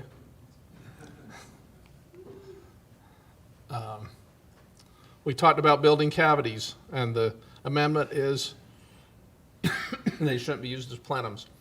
I'm okay if they do it right, and some people have done them where they've sealed them up pretty good. And I'm not strongly opposed to panning, floor joists and stuff, but we need to do it right. Mechanical system, piping, insulation, insulated minimum R3, and hot water circulating systems. I don't know how many of you have put these systems in, but as an inspector, I didn't know that they were going to put a recirc pump on the hot water heater until final when they installed it. And guess what? It's pretty hard to insulate the whole loop at final because the house is sheetrocked. So if you are putting in a recirc pump on your hot water so that you are constantly circulating, that loop needs to be insulated so that it's not a radiant heater summer and winter into the cavities. And it's okay, I don't disagree with them. They put in the where installed. I think some jurisdictions were saying you have to put in recirc systems. Well, you don't have to put in recirc systems. Where installed, they need to have the controls and they need to have the loop insulated.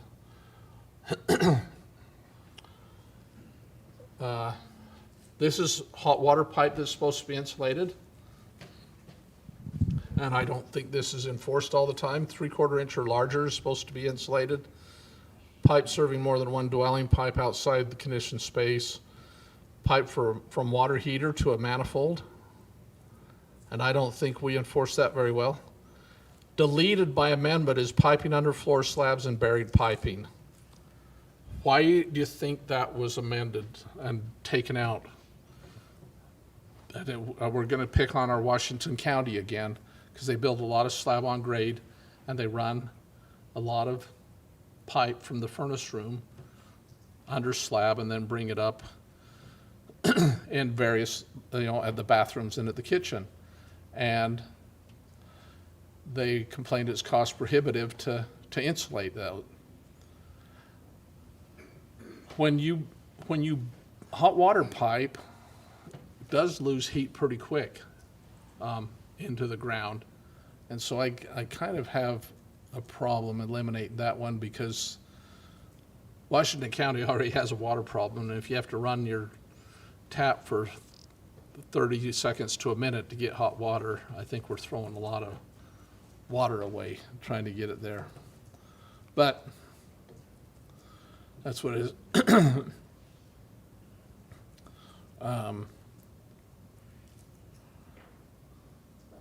And those were just the same things. Mechanical ventilation, we've talked about this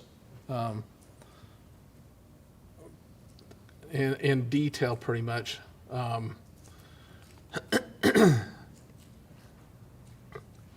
I don't know if we need to spend much more time on it. It has some clarifying stuff that was put into it. That we have airflow reports on the products that are being installed and fan efficiencies and such. So here's the table. 21 code requires testing of mechanical ventilation systems. That's been deleted by amendment. Whole house mechanical ventilation system fan efficiencies. You have to meet the table efficiencies, and if the air handler, like Ken was talking about, it has to be the ECM motor, but that's standard. I need to double check, but I think the table that they amended was the same table. And I don't think this amendment was necessary. But notice that they have minimum efficacy, or CFM per watt. Your little cheap bath fans, like I mentioned, they're less than a half CFM per watt. They're grossly inefficient. Or just make you rip those out and put the noisy ones in to cover what's going on. Those are horrible fans, aren't they? Just something funny that some owners are used to it being so noisy. They don't think it's working.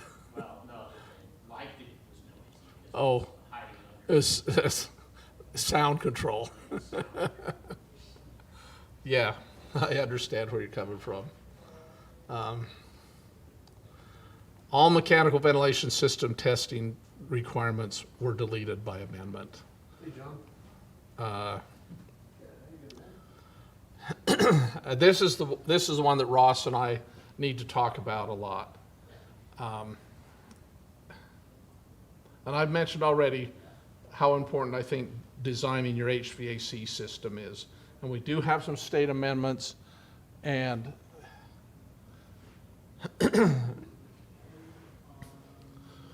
and this is what the amendment says, and this is where I'm a little confused on what for sure Ross is looking for.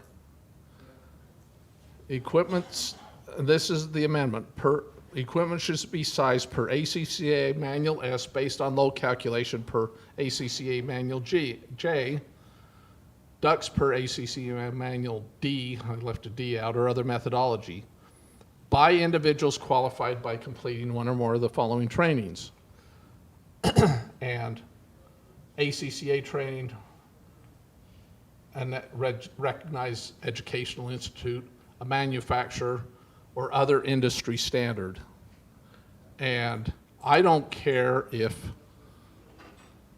you're doing it per Manual J or some other standard, but I don't know what that standard is, because Manual J is the recognized standard. And I know that some people have said, well, I've been doing it this way for 25 years, I know how to size a system. But I'm finding when I'm going out on the complaints that they don't know how to size a system. And in fact, in the dozen or so that Mitch and I had looked at in the last couple of years, none of them had sizing problems. I already told you what we had, duct problems. It's getting the air where it needed to go. But you know, I'm going to work with them and see if we can come up with something better that we can address it and make sure that the code officials, I think code officials caused a lot of problems. We had one code official was saying, you can't put an oversized coil. Now, I don't know how many of you are familiar with this, but if you buy a 3-ton condensing unit and you put a 4-ton coil on it, you have less pressure drop across the coil, you get more airflow, and the unit is more efficient. It actually works better. And we had a code official was saying, no, if you put in a 3-ton condensing unit, you have to put in a 3-ton coil. I don't know where he got this. And so that makes me as crazy as it does anybody else, that someone's enforcing some idea that they came up with that has no technical background to it. But anyway. Just so you're aware on this, the biggest complaints I heard was just what you addressed earlier, was setting the design temperature higher than what the ACA, because you get some areas, like if there's 2 weeks out of the year in Park City, that it's both, especially with higher temperatures, over the design efficiency, it doesn't cool well enough to. Yeah. Yeah. So if they address that, I think that would largely address this. And I agree. You know, it's what he's talking about is Manual J, and I don't know how many have seen a copy of Manual J, but it has some ASHRAE tables in it, and it tells you for Salt Lake City design at, I think it's 95 in the summertime and 11 or 13 or something in the wintertime. And guess what they use for their data collection point? Salt Lake International Airport. Now, is there something wrong with using Salt Lake Airport for your data collection in this valley? Yeah, it's right next to a lake that moderates summer and winter temperatures. Yeah, and asphalt and concrete everywhere. So it's a stupid place to do it. I live in South Jordan, just straight across here, just off 13th West and 105th South. I freeze 3 to 4, even 5 times before the airport ever does. So if someone wants to design in South Jordan at 5 degrees, why would I worry about it? It's not a big deal. Or if I want to design for 100 degrees, design for 100 degrees. You're not, guess what? You're not going to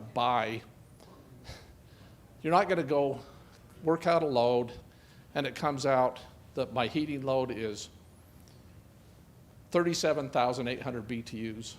And so I call the supply house and go, I need a 37,800 BTU furnace, right? I'm not. I'm going to call them up and I'm going to say, well, a 40 at 95% efficient is just a little bit scary. I want a 60,000 BTU furnace. So us arguing about 3 or 4 or 5 degrees is completely ridiculous. We're going to put the next size and automatically get 15 or 20% because we went to the next size. So, yeah, I think we just need to bring some wisdom to it, but we did have this one building official that was getting it so involved and holding them to 2 degrees or something like that, you know. Well, one of them recently retired. Yep. Yeah, and he caused more problems than anybody. And he was the one that was demanding that you put a certain coil on and stuff like that, and not even relying on manufacturers' data that encourages bigger coils. So hopefully we can get through it without too much pain, huh? I talked about snowmelt controls. There we go. That's the snowmelt control. And you should see that in the slab when the system's all done. Senses moisture, senses slab temperature, and it senses air temperature. And it prevents them from running when it's not needed. And then our pools and spa stuff, vapor retardant covers, if heated, and accessible shut-off switches and timers and such on pumps.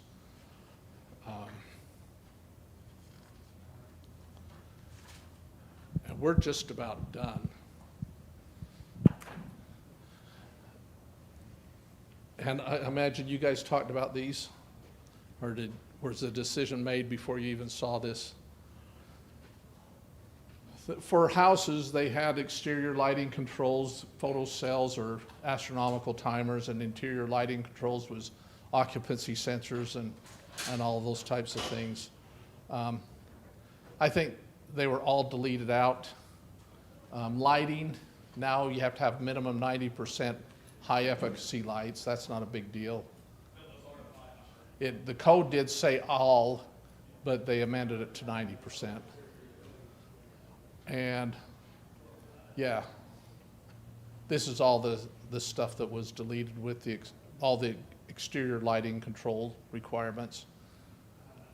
And they have exceptions for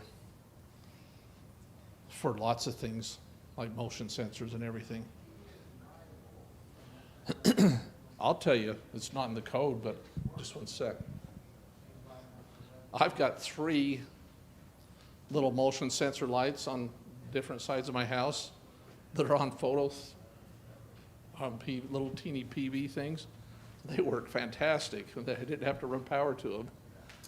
In the last picture, it shows CFLs in there. Yeah. Those are technically high efficacy lighting sources, right? Yeah. So LEDs are not required. Well, I'd have to. I don't know if you can buy them. Yeah. I'd have to look up. There's a definition for high efficacy lighting, and I think CFLs fit in it. Yeah. Yeah. I don't think they're common, but it's. No, I don't think you can buy one. That picture comes off the DOE. It's off DOEs. Yeah. Yeah. In fact, I just noticed the other day, my wife and I each have a little lamp on the nightstand beside each of them. And my wife still has a CFL in it.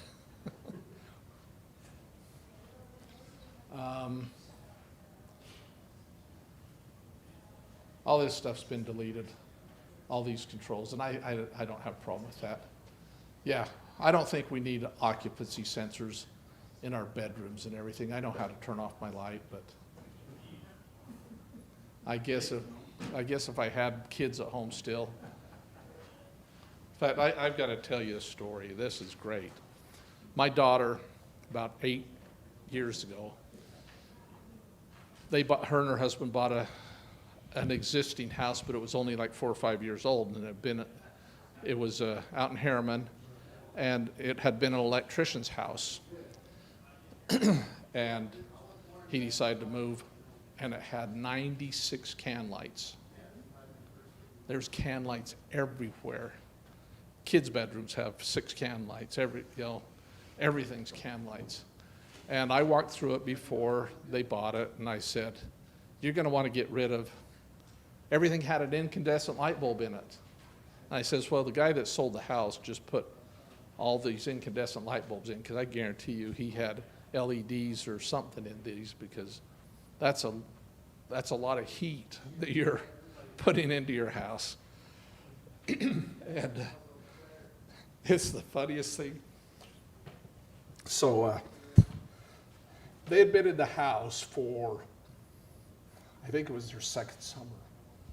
And they called me up and they said, "So were you really serious that we should get rid of these incandescent light bulbs?" And I said, "Yeah." And they said, "Well, the power company just contacted us and said that we're on equal pay." And they said they're going to have to raise it up because we're using a huge amount of electricity this summer. Why were they using a huge amount of electricity? Because they were still incandescent light bulbs. And I have grandkids that do what? Turn on all the lights. So you have incandescent light bulbs, 96 can lights, and if 25 or 30 or 40% of them are on, how much heat are you putting in the house off those light bulbs? And how much heat do you have to remove from the house with your air conditioner? And Costco had one of those things that the power company was giving a rebate on. And so they went to Costco and kept going through until they bought 96 LED lights. And their power consumption went down 37% by changing the light bulbs. So it was a big deal to get rid of the incandescent light bulbs, because they make 90% heat and 10% light per watt. It's pretty good in the winter, though. There's actually a case study that shows in climate zone 6 and higher, it's actually less efficient, whereas that going to LED light bulbs, actually there's a net savings because they produce. Yeah, there are cold climates that get rid of their incandescent bulbs. Guess what else? Large commercial buildings that have gone from old ballast type fluorescents and done all LED retrofits actually have found they have to adjust boilers and reset temperatures and stuff like that because they're not producing all the heat that they used to produce inside. I did some clothing stores and stuff in the HVAC business, and we figured some huge amount of cooling load because of the halogen and all these crazy lights that they use to light up their products. So anyway, there is a little bit of a change, but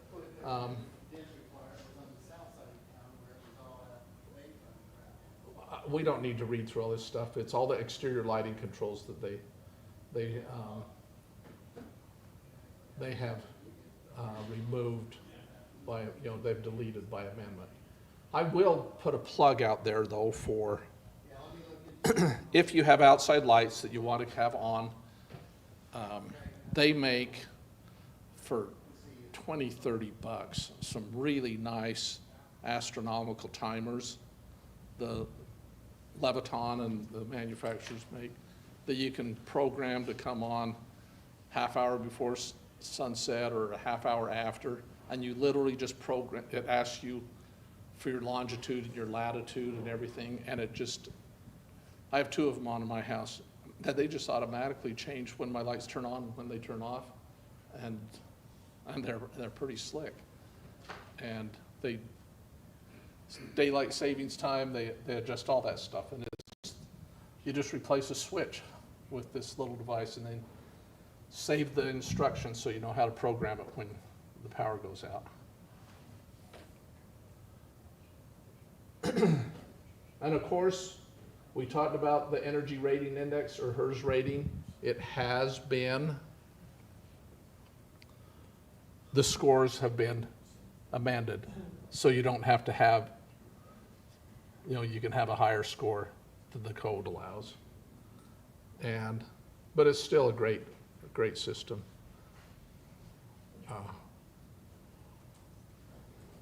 And you just need to see the amendments. I'm not going to go through all those.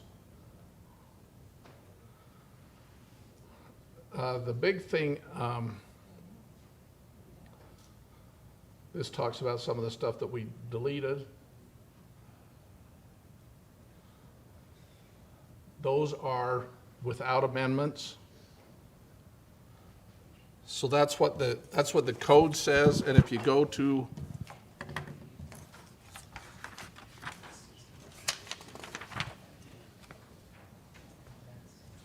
the back of this handout, Climate Zone 3 is 65, Climate Zone 5 is 69, and Climate Zone 6 is 54. And so they're basically weakened about 14%. So you can comply it on Climate Zone 5 at a 69, and it's 55 in the 21 code.